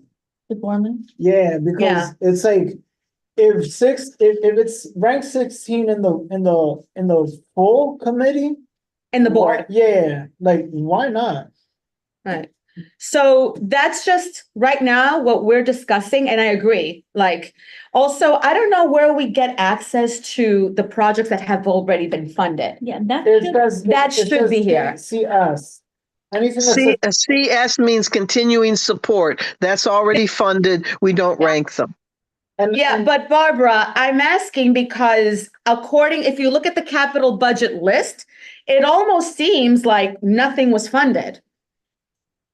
I don't have the list in front of me. Can't you put it up on the PowerPoint? No, I don't have a PowerPoint, Barbara. You should have it in your email. These were sent via email also. Yeah. That's in the back. I didn't see the back. I didn't see the back. So when we look at the back, if we flip the page and now we see what projects were funded at the capital level, renovation of the library. So that's it. We can knock that off the list. The Morris Dumel Mansion, accessibility. That was funded. That was funded. Exactly. That's what we're saying, Barbara. Okay, the Dyckman Farhouse roof repairs. Anything that has a CS, that counts as continued support. So now when we go home, we're now going to rank before that up to number 38. Now, tonight, we can also decide, do we want to add something new? Or is there something to be eliminated? Ooh. And then we're going to rank electronically. Ooh. Ooh. Thank you so much for coming. Thank you. Thank you. Thanks, Pablo. Good luck. Oh, thank you. Thank you. I guess we would have to like start from the end. Thank you. Thank you. What's up? Is there any way we can merge some of the ADA and stuff? No, because they are for separate areas. Yeah. Right. That's the only reason. And It'd be ADA wonderful if we could. That's a good question. Yeah, but yeah. Great.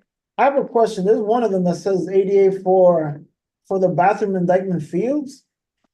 Are those not ADA compliant? It's not. I guess not. A lot of restroom tour. I use that bathroom all the time. That's what makes it ADA compliant? The width. Barrier free also. Barrier free and the width of the door. So that you can actually, you can use a wheelchair. Yeah, and because go in.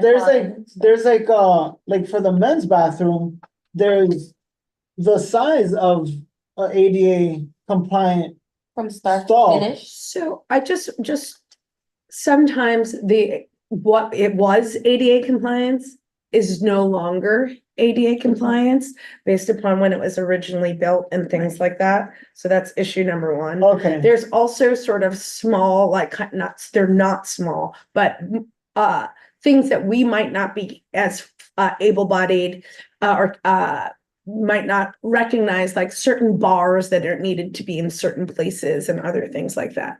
Okay. So No, because the law continually changes and I'm updates curious itself. as hell, because like I use that bathroom all the time, and there's one urinal and then there's one big stall. And I know that they just like finished like redoing that door not that long ago, this past But summer. it might not have Wait, bars on the inside and But you stuff. know what I wonder too? It says, it says add ADA compliant bathroom, so I don't know if, like in Javits Playground, I thought they were.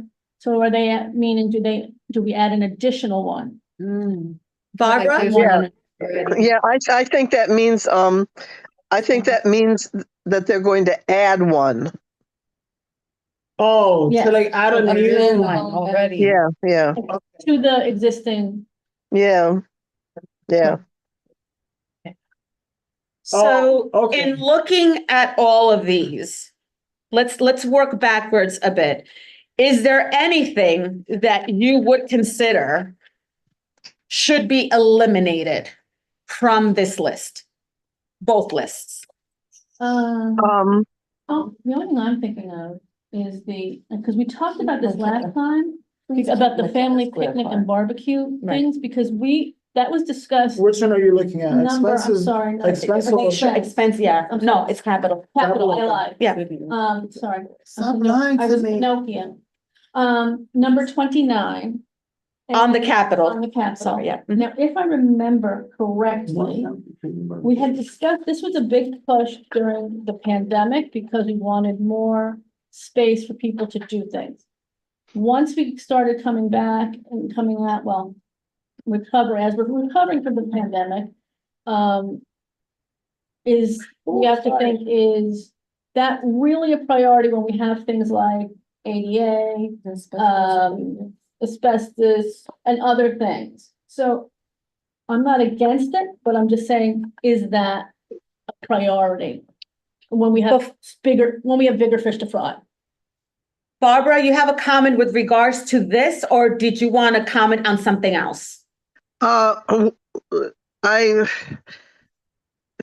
Well, I could comment on that. I think that this whole idea of more barbecue areas is always very almost controversial, because then it comes back to parks and the park enforcement police saying, yeah, where? Because we already have along the Harlem River, we have some in Inwood Hill Park, there's some up in Highbridge, and there's always issues of fire, issues of monitoring, and so forth. And I would really say that we don't say more. I would say we more request of the Parks Department to ask, where do they think it would be a good idea to have more, and where would it be built? You're certainly not going to put it on the lawn of the Hispanic Society or the lawn of the Morris Jamel. I mean, there's really, or in the middle of Highbridge Park, which is remote and would cause a big fire. So I really, I really think that it's, I really think that we should get advice from the Parks Department first on where, and the Fire Department on where they would recommend before we start to say, do it, okay?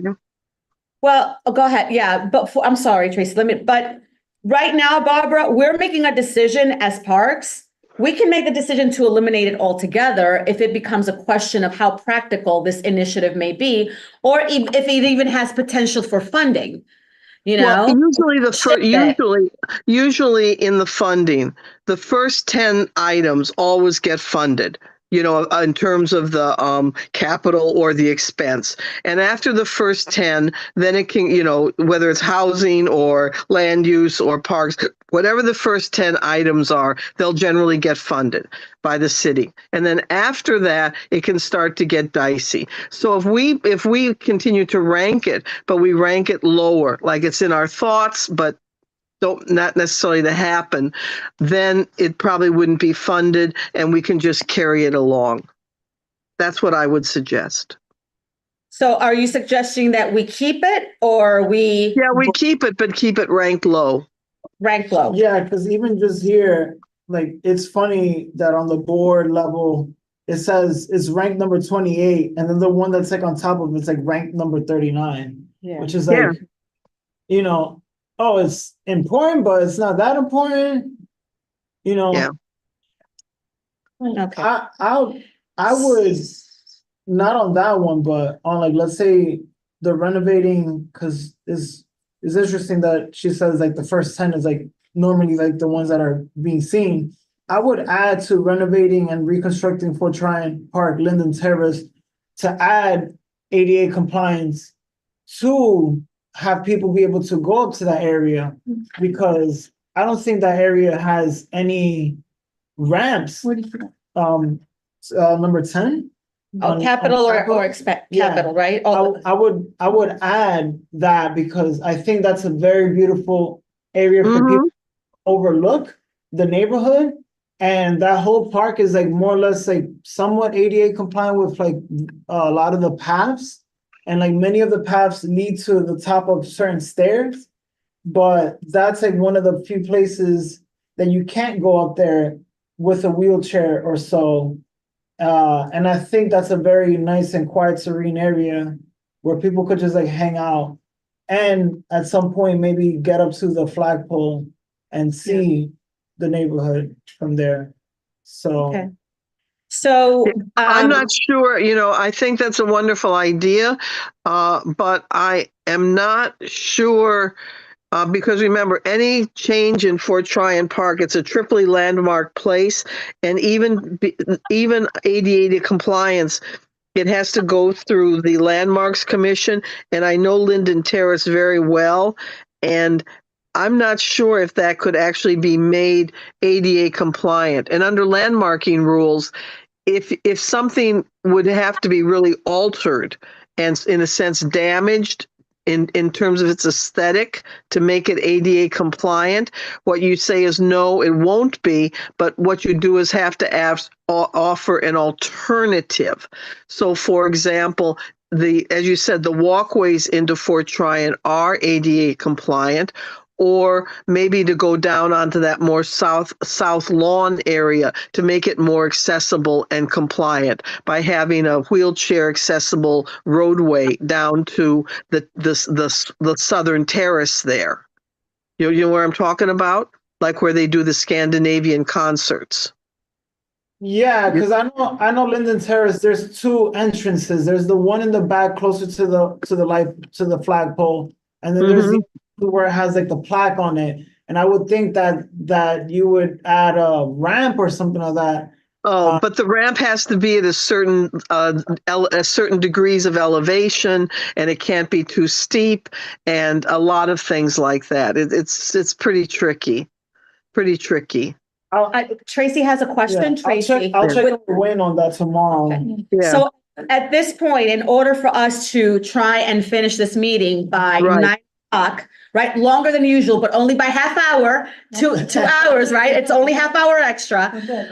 Let's focus on, Tracy, and I want to also pass the mic to you. Let's focus on things that we want to shave off, if there's anything. But first, Tracy, you had a question. I did. It was more about when we do the raking, is there any thought in terms of strategy, in terms of knowing that there are certain things because of political movements are probably going to get pushed? So maybe it becomes advantageous to rank them second or third, knowing they're going through anyway, in something that's a little bit weaker coming before it. My example that I was thinking in my head is, we have here at number 15, but capital what for us on the capital list, it says Hispanic Society Phase 2, right? But we know that there's a lot of support and money and eyes on Hispanic Society. So I'm just asking, just strategy wise, does it become advantageous for us to put that number 3 in something like the bathroom number 1 or something else that we feel is a little bit politically weaker and could use our support as number 1? Is that a way we could be thinking about this as well? Yeah, interestingly enough, though, as much, because I used to think the same thing about the Hispanic Society roof and stuff, not true. It has been ignored for a very, very long time. I mean, years. So they have been campaigning, for this renovation to be, fixed, like to be really, truly rehabilitated. For a very long time. Barbara, correct me if I'm wrong. Correct. So, but then again, that's where when Luana sends along the sheet, if that's something you think should, and not you, anybody who thinks, I don't think this should be number 1, I'm going to rank it 10. Definitely do that. And then we just call the, average. Right. No, I would just, as someone it's like only really my second time doing this. Yeah. I'm just trying to get a feel of the thought process we should have going around there's it. like some historical stuff like that, like, because when I first thought that too about it, I'm like, I don't need the money. No, I found out it's really good. I think there are some things that fell off from last year, definitely. So let's just talk about, give it an example, Amelia Gorman Park. That is something that is in desperate need of funding, is in dire disrepair. I know that, I know Carmen de la Rosa has been, doing what she can to get these things renovated. I know like my buddy Domingo, often has done a lot of volunteer stuff with his kids in this park. It is a park, right, that needs a lot of work. And has been in disrepair and been ignored for a very, very long time. Years and 10 years at least, 10 years. Please, right? Where are you, Bette Midler? Yeah, she's doing her Halloween thing. And then so that also goes to the same for McKenna Square Park. Right. That has been ongoing. Yeah, again, ignored for, decades. So that's just just giving some background. No, that's good historical context. Yes. For us. I'm not seeing anything that at least for me on the first glance, that I think should be removed. Okay, good. No.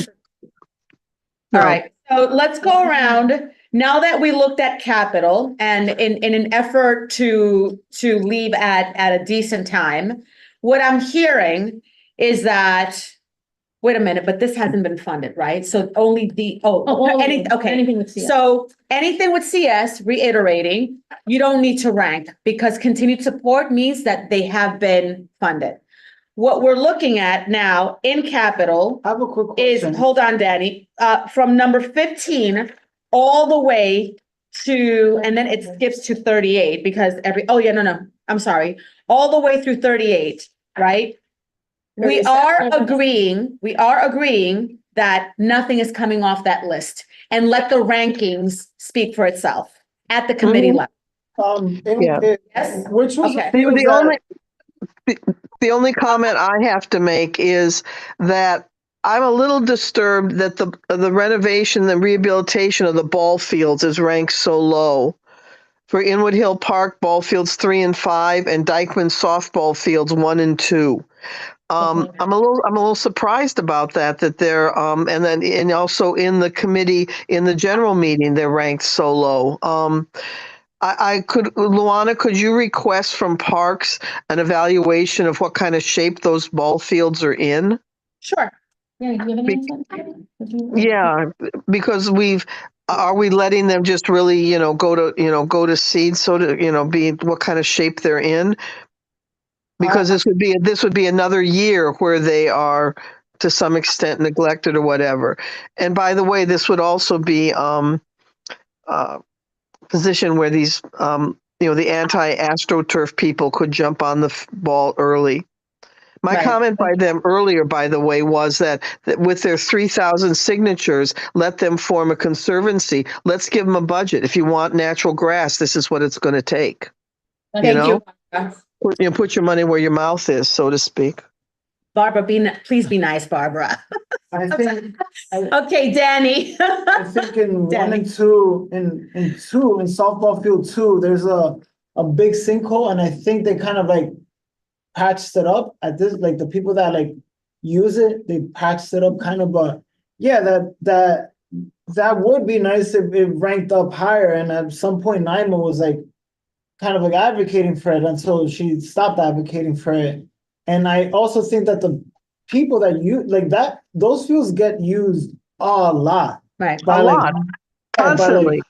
By a lot of not only kids but adults. Adults. There you go, adults. That's the right word. And I think I'm trying to figure out where 3 and 5 is at. I know also at some point I forgot who was advocating for that, but I would think that would be super cool if we were able to just put all those together, but they're on 2 totally different spectrums. No, can't put them together. Yeah. But also, I'm just saying, if we bump them up, somebody else bumps down. So that's why I think we need information, so that if we bump them up in the general meeting, we would motivate as to why. Because you have to motivate in the general meeting, please, guys, rank this one higher because, the Gorman Park, it's a no-brainer and people know it. I mean, there was yellow tape over that entire park for years, and people saw it. It's a no-brainer, stuff like that. So I have a question for the committee. So I'm thinking strategically. We look at youth and education, Parks. Oh my God, Chris is here still. Chris, because I know Parks said that Park staff patched all of the. Hold on, thank you, Chris. Thank you for staying till the. That's what I was gonna ask about. Park staff patched all of the sinkholes in Dykeman Fields.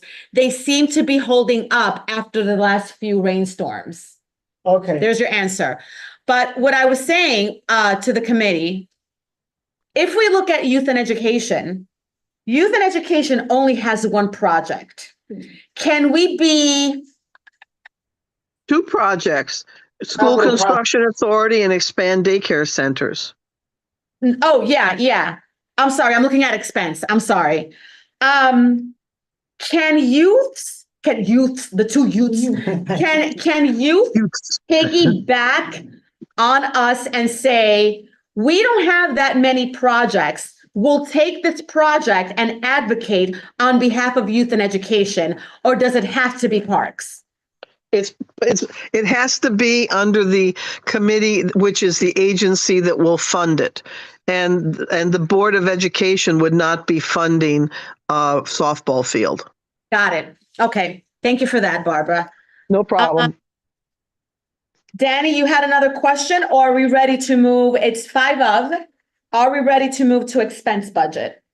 I'm cool. I would also just ask for Inwood Hill, the pathways, like, to, I don't know, be bumped up to maybe. Okay. Because like it's it's number 8. It's like number 15 on like the board. You know. Well, that'll get funded probably. Yeah. That'll get money. That'll get money.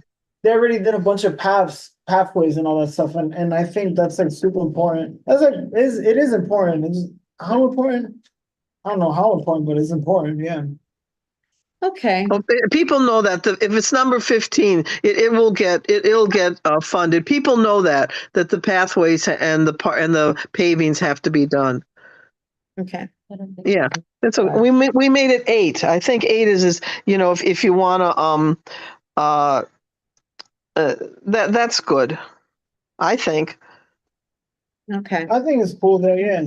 Which you said? I heard you. I said I don't think the community garden. Yeah. Which one is that? That's one? something we would go. Because actually, community community gardens themselves have access to other pots of money that they can get through City Park Foundation. Right. And also from NYRB, because that's one of their focuses is community gardens.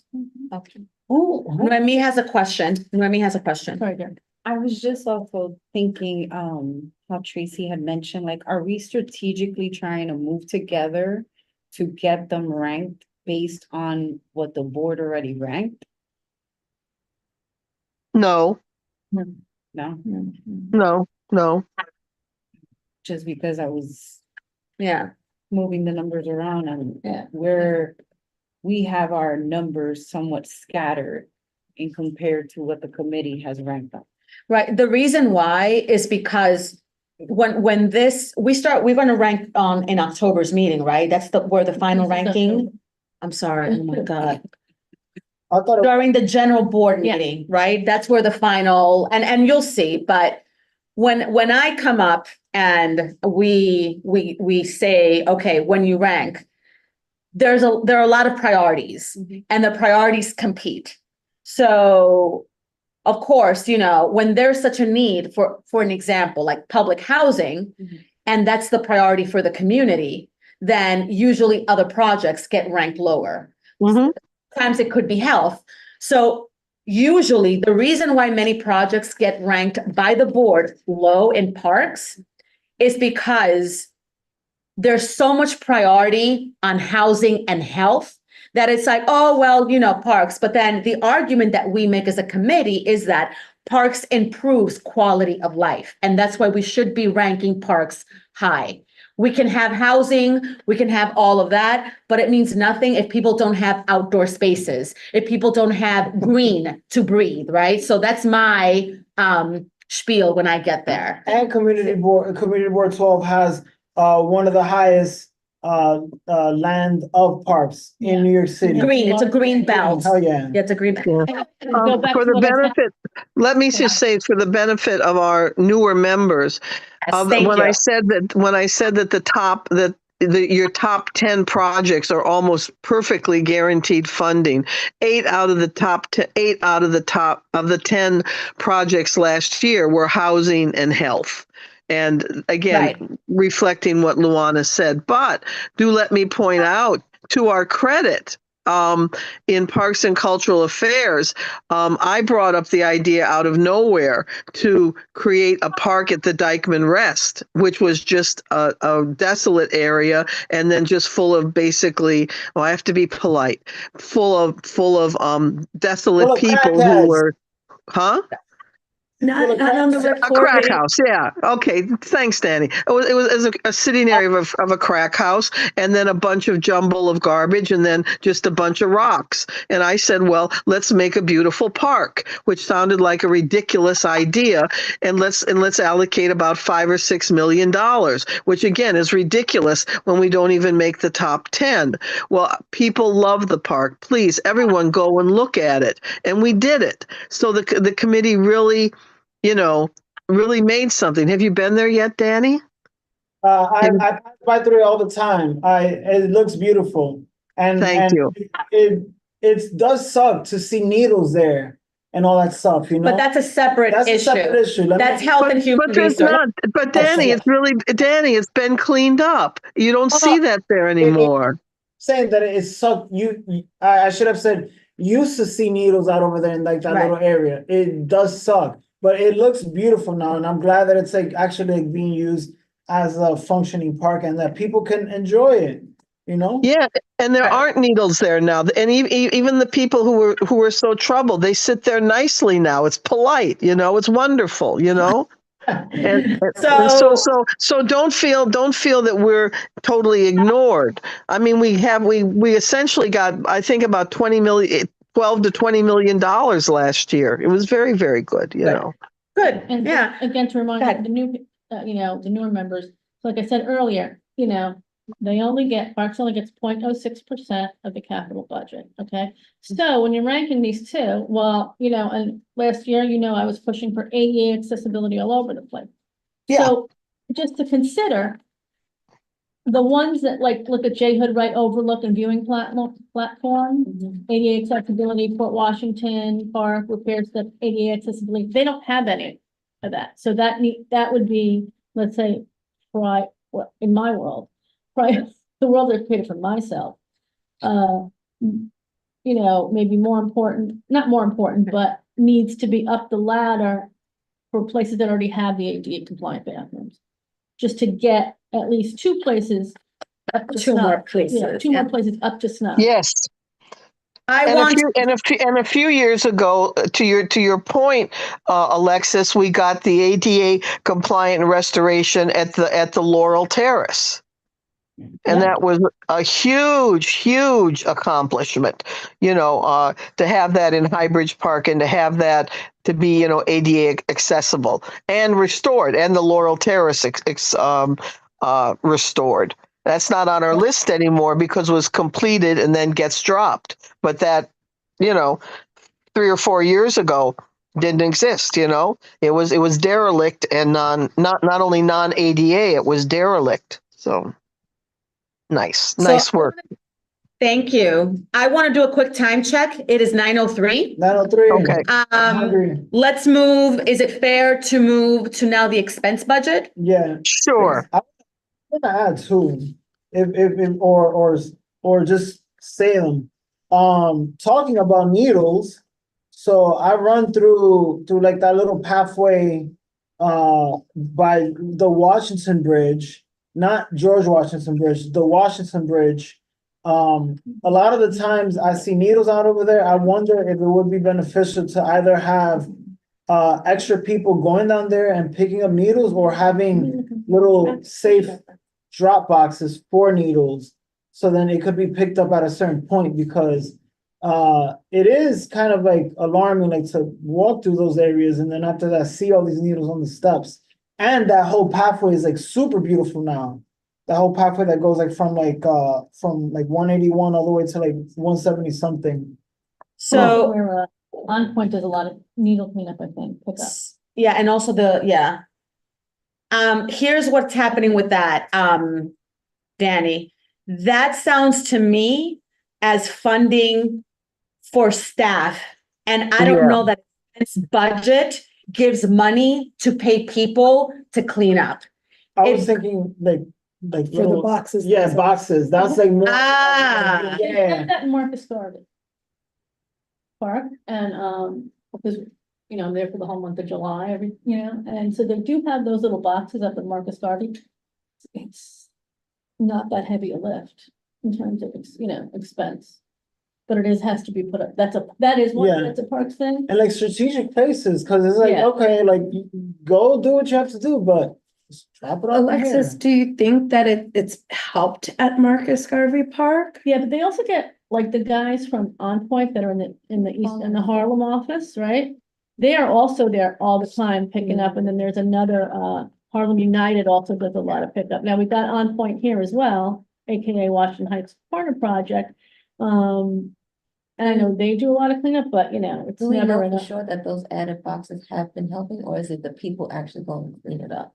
No, they have been helpful. It's been helpful. I know it was helpful in Marcus Garvey Park, and it wasn't even in an odd, very odd place. It was like on the ramp, ADA ramp going into the rec center. So, you know, but there's also a lot of, you know, long timers, old timers, you know, in there, and they are gonna use that kind of stuff, and it is, you know, a lot of people during the winter live on that stage, so it's kind of their home, and, you know, they do take care of them. Oh, we've got 9, yeah, he does. 9 syringe kiosks and counting in Highbridge, with a few more locations being considered. Do they get used? I want to know. Actually, I would really like to ask Parks. Luana, could you query Parks on if they actually get used? I really want to know. No, we speak. No, Will you do. Marcus Garvey, that's what I had first. And the other thing that I wanted to ask about, if it's even possible, a study on just like Inwood Hill Park to quite possibly see if like someone can advocate to like make it a actual landmark, or to see like what things in like Inwood Hill Park is like extremely outdated and all that stuff. I don't know. I know yeah. we can't advocate for landmark, and if I wasn't here, I would have Yeah. done it. Cause I think it's Fort Tryon Park is landmark, and Inwood Hill Park is. Well, that's because it was a mansion before. Yeah, Yeah, but that's why. even No, so, Inwood Fort Tryon Park is landmark because of who designed it and that the cloisters is there and so forth. So Inwood Hill Park has historical value. It has it fits all the 3 criterias on what it could be landmark. And as a member of the land use committee, we do have a survey going around that you can literally go in there and sign up to it. It should be like on the website if I'm not mistaken, but you can choose either areas, buildings, or locations that quite possibly could be landmark. And like, let's say on Fort Washington, like 40 or something people want to make that like a little district, you know, so power and numbers. So Danny, I'm going to have to center the conversation That's again cool. to expand. Like that has to do with petitioning and landmark. There's no expense there. Landmarking, you can petition it, you can contact it. We're talking about dedicated funding for programs. So landmarking something is not a program. That would be like doing a study on the actual park itself to see like, I don't know, because there is a lot of stuff that's like outdated in that park.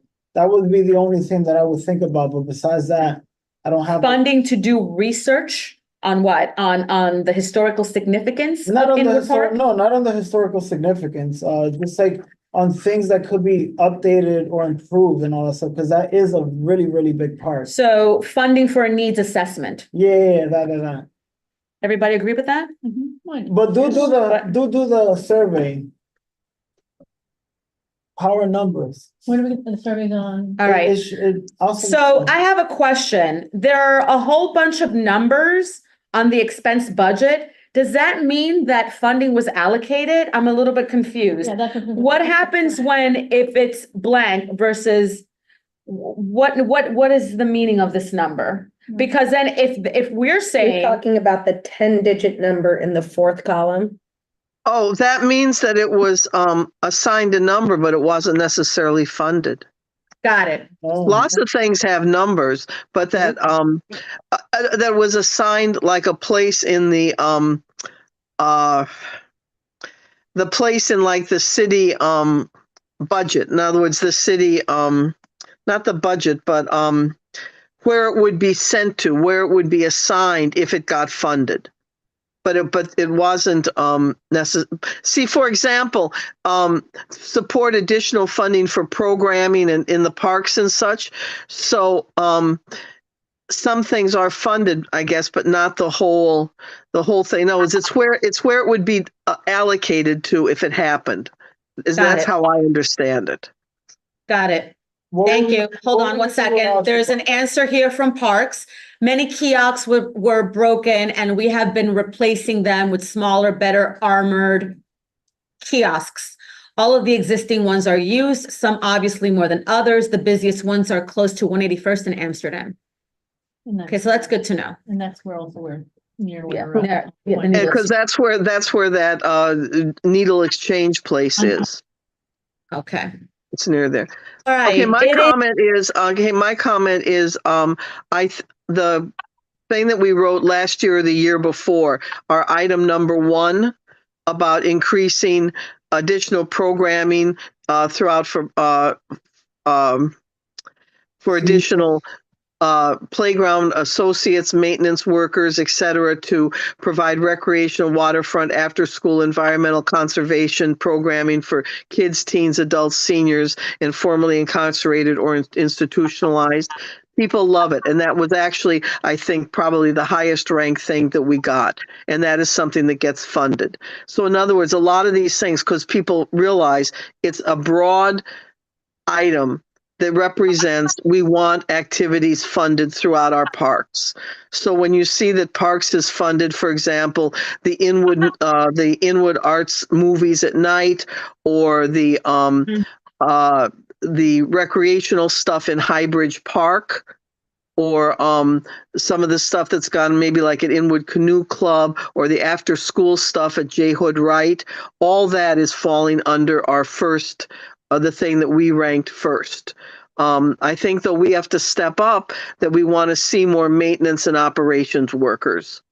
I think we kind of have to just, speak to that, not change the wording of our request, but I think that we have to sort of hold it to them that the forestry workers and the maintenance operation workers were always getting short shrift on that.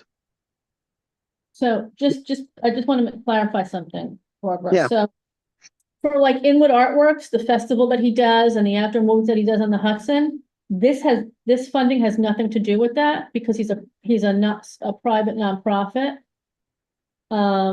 As is, I think you mentioned another organization, Chip. So those. But the movies in J. Hood Wright Park, I think, are funded through Parks. Yeah, but it has nothing to do with Inwood Artworks. Right. Okay. Right. Okay. So, yeah, private nonprofits would not be any of the work they do in parks or whatever programs that would not be in here. That's Parks budget. I think though that Parks does help, like maybe putting up the movie screen or stuff like that. For their movies. So yeah, okay. Their movie night, but when Aaron from Inwood Artworks does it, Parks doesn't have any money. He does it, he does it at the Hispanic Society, they pay him. He does it at Marshmallow Mansion pays him. And then he does it at the restaurant as well. And he does restaurant, and that's, Yeah, he gets funding for that. Okay. From a separate entity, just to clarify. Okay. I want to. Normie. So for example, the Halloween event that he mentioned at J. Hood Wright, I think that's funded by Parks. That's coming up next week. Barbara, sorry.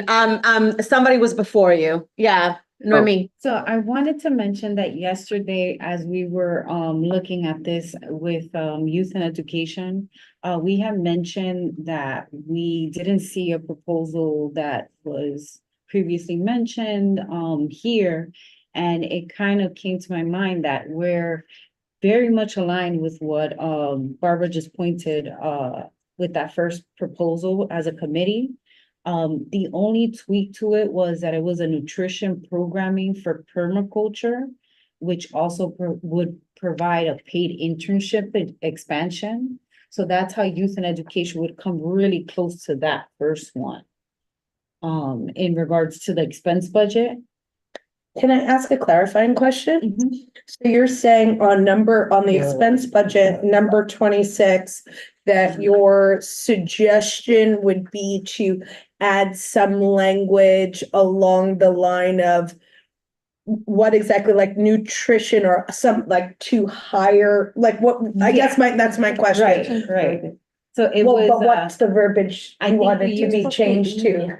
we use, nutrition programming for permaculture 3K to 8 and district-wide paid internship expansion. What do you mean by nutrition for permaculture? What do you mean? So creating a program that will allow students to understand how To use the name. they can use the land and Eat off of nutrition it, can, eat they off can of it. cultivate and Mhm. irrigate it and create nutrition off of that as well.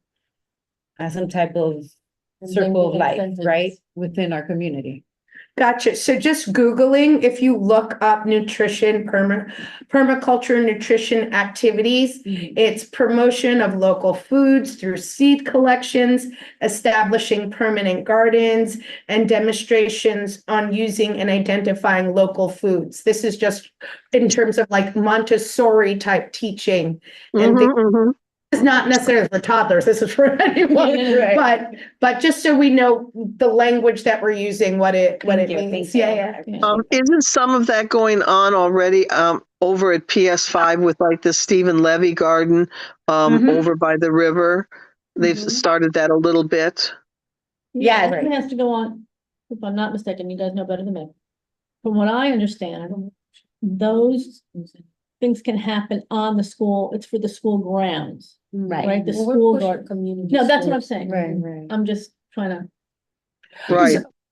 I'm trying to clarify and ask. So- Allow me to do that. So, one thing, like I hear what you're saying, but we also have to word it in a way where will parks be providing programs on nutrition, right? I'm ready when you are. Oh, God. And if you have that verbiage, email it to me so that I can adjust it, or maybe it can be a brand new item.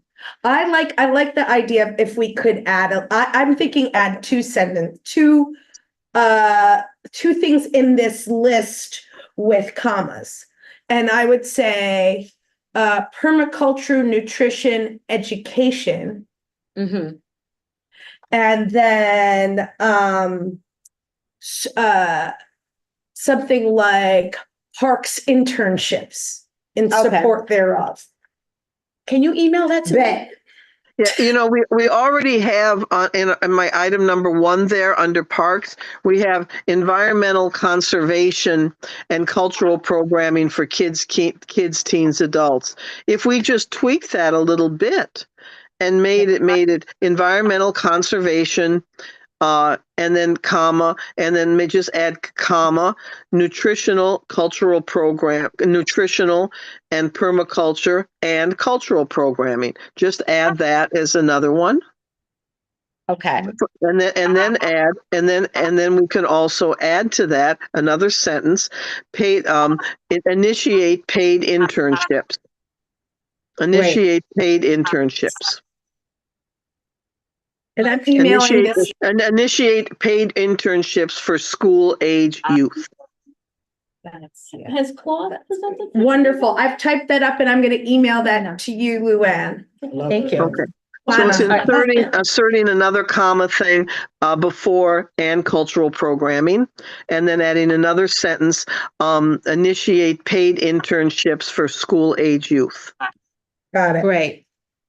And I don't say it has to be teens. One of my first jobs was as a 7th grader, being an assistant librarian at the public school library during the summer school. I got 25 cents an hour.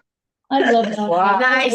You just dated yourself, Barbara. Come on, man. Come on. We're trying not to bring age into the equation. I'm doing a time check, 9:19 for our new members. This is the longest that we go. Meetings are usually 2 hours and rankings usually like when summer's over and it's like, oh, September, and it's like, oh, October, here comes the rankings. But Usually we try to get out in 2 I hours. want this meeting to be 5 hours. Well, no, I gotta work tomorrow. You I'm probably just sleep joking, in. I'm just joking. I gotta be early tomorrow. So yes, Danny. I have a quick question, and this might be a capital, and I wonder if Chris is on it. Whatever happened to the restoration? Because I don't see it here, and I wonder if it was like supposed to be here or not supposed to be here. The restoration for La Marina, because I know at some point they came. I don't know if it was like EDC that came. Yeah. And Yeah, presented that. yeah, I remember that. It's a whole project. Is that the waterfront restoration of Eco Dam? I believe so. Yep. Where Yep. are you That's seeing that? expense. You have to look at, Capital. flip the page on Capital. Which way? It's number which there. one? It's being funded. 49 in the continued support. 49. Dykeman waterfront. Also in Okay, procurement. okay. It's in procurement. No, it's. All right. Let me shut my mouth. Cause I know at one point we spoke about it. Yeah. So I was just Yeah. like curious. I'm like, All right. is this happening or not happening? Yep, it's in procurement. I'm going to be the bad person.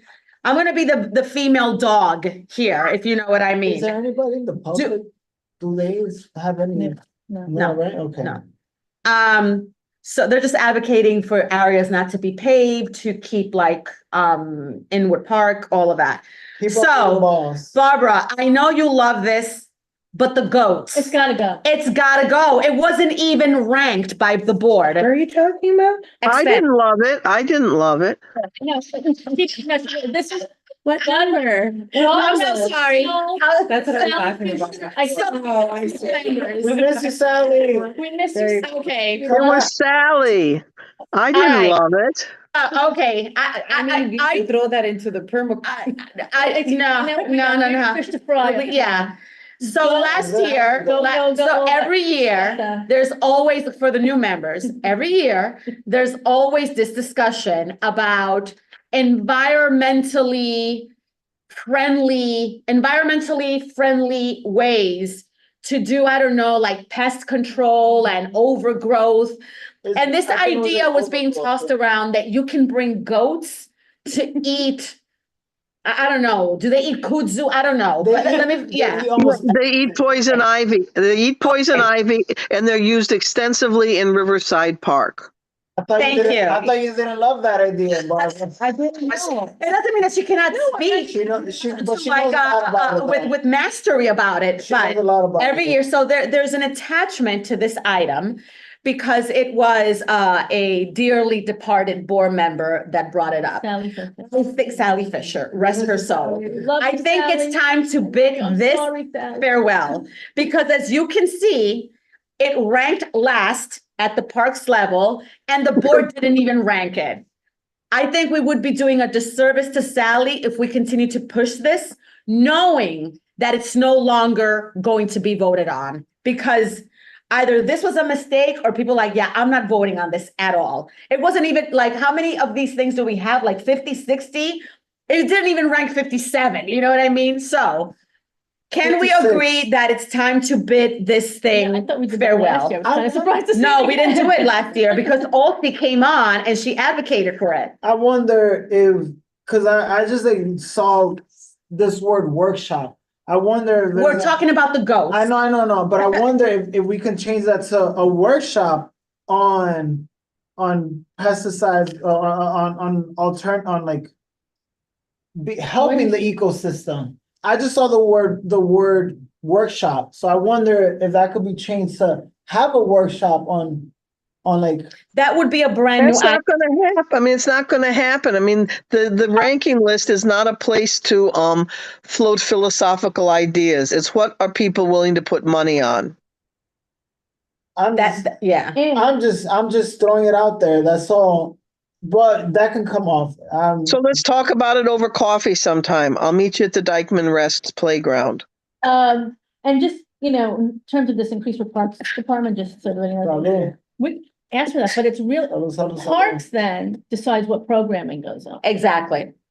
We can. Thank you for ask that, them to come Alexis. here and talk and say, hey, we'd like to see this, but it is Parks who, because it's under their purview, they have like a person for each park. And when they're doing their calendar, it is them who decides the program. It is them who, does their final budget. So, we might not know what we're gonna get, but that doesn't mean we can't one day have a separate agenda item saying, here's some suggestions, something like that. Yeah, bring a demo. I would go. So. Yeah, we're gonna have a goat. It's gonna present, in November. Okay, so we're going to agree that we're going to, Yes. we're gonna do this farewell in an effort to have less items and a higher chance for funding. Because as you Right. can also, funding and health, we're the biggest ones with the asks, okay? Yeah. Now, I've always wanted to have a roller skating rink in Dykeman, and there is one. There is there's like, Yeah. but do I want to present it? I don't know, but I want a roller skating rink. But is that going to get funded under capital? I don't know. Well, they were, Have you seen the roller skating rink? Yeah, That yeah. would, I wonder if that would be a restoration thing, right? Yeah, it's a capital. There was a Yeah, big, why can't we roller just skating ask- there in the spring. Why can't we just ask for that then? Can we ask for roller skating? Let's rink? ask for it. You mean that? Do you mean the hockey thing in Dykeman Fields? Yes. Yeah, and like right now they're working on the soccer field right next to it, which it's still open, but it's just like that thing is like it's dilapidated. It is. It's very dilapidated, and I don't think it needs it. I would wonder if they would need a new fence and just like repave that area, or just like do a brand new. Well, thing. that if we put it forth, like, okay, I think it's going to be a capital item, or maybe I don't know, or expense. Ask Parks, but basically it's rehabilitate the roller hockey rink.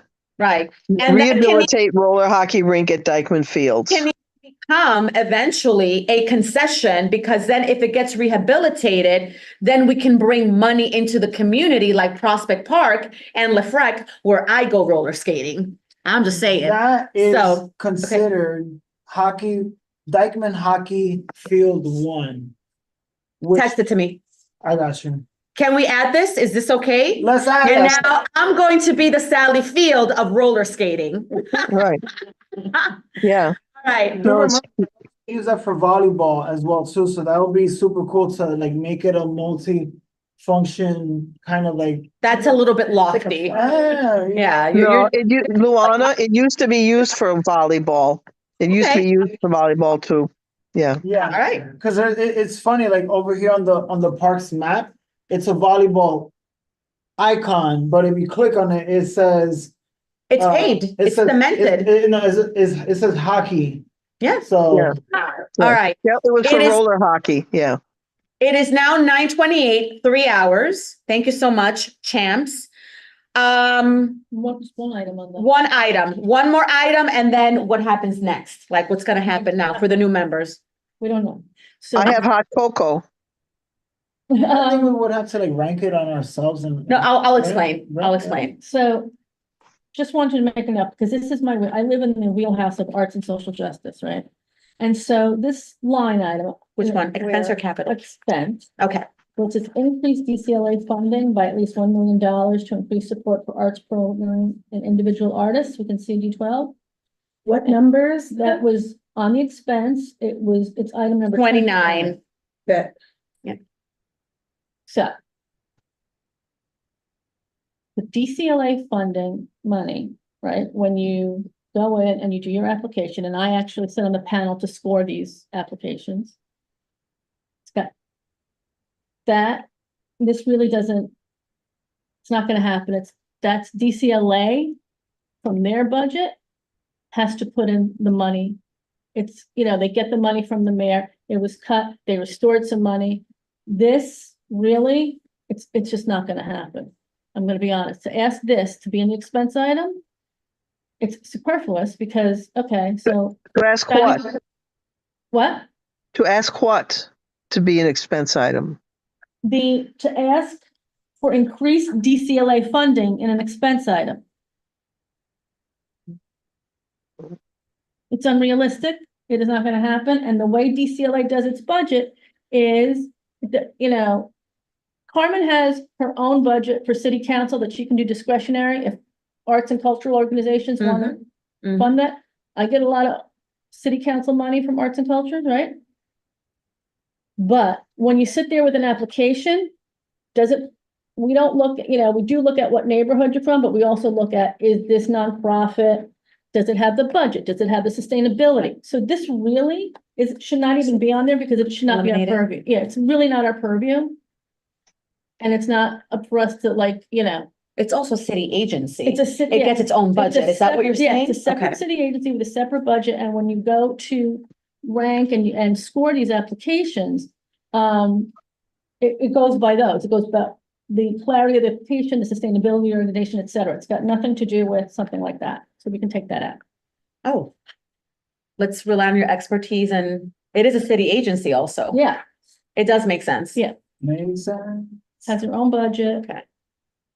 All right, it is now 9:30. I propose we put more goals now. Danny, you clearly sleep until noon, man.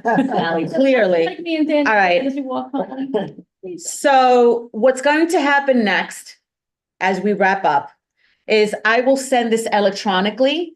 And like we did last year, there's going to be columns with your names on it. You place your ranking under your name. And the way that it gets done is that I leave out, and I consulted a mathematician, and I used to be a math teacher. You leave out the outliers and you score on the median.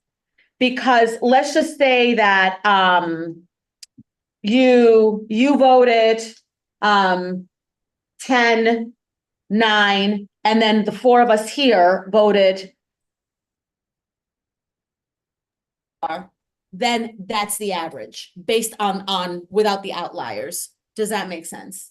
It just makes it easier. All right, that's what we did last year. And I can share, I think I have it last year. So I'm going to be sharing it to you via Google Drive so that everybody sees how everybody's ranking. Okay. Does that make sense? Yes. Surprisingly enough. I've been Motion to waking up that adjourn, early.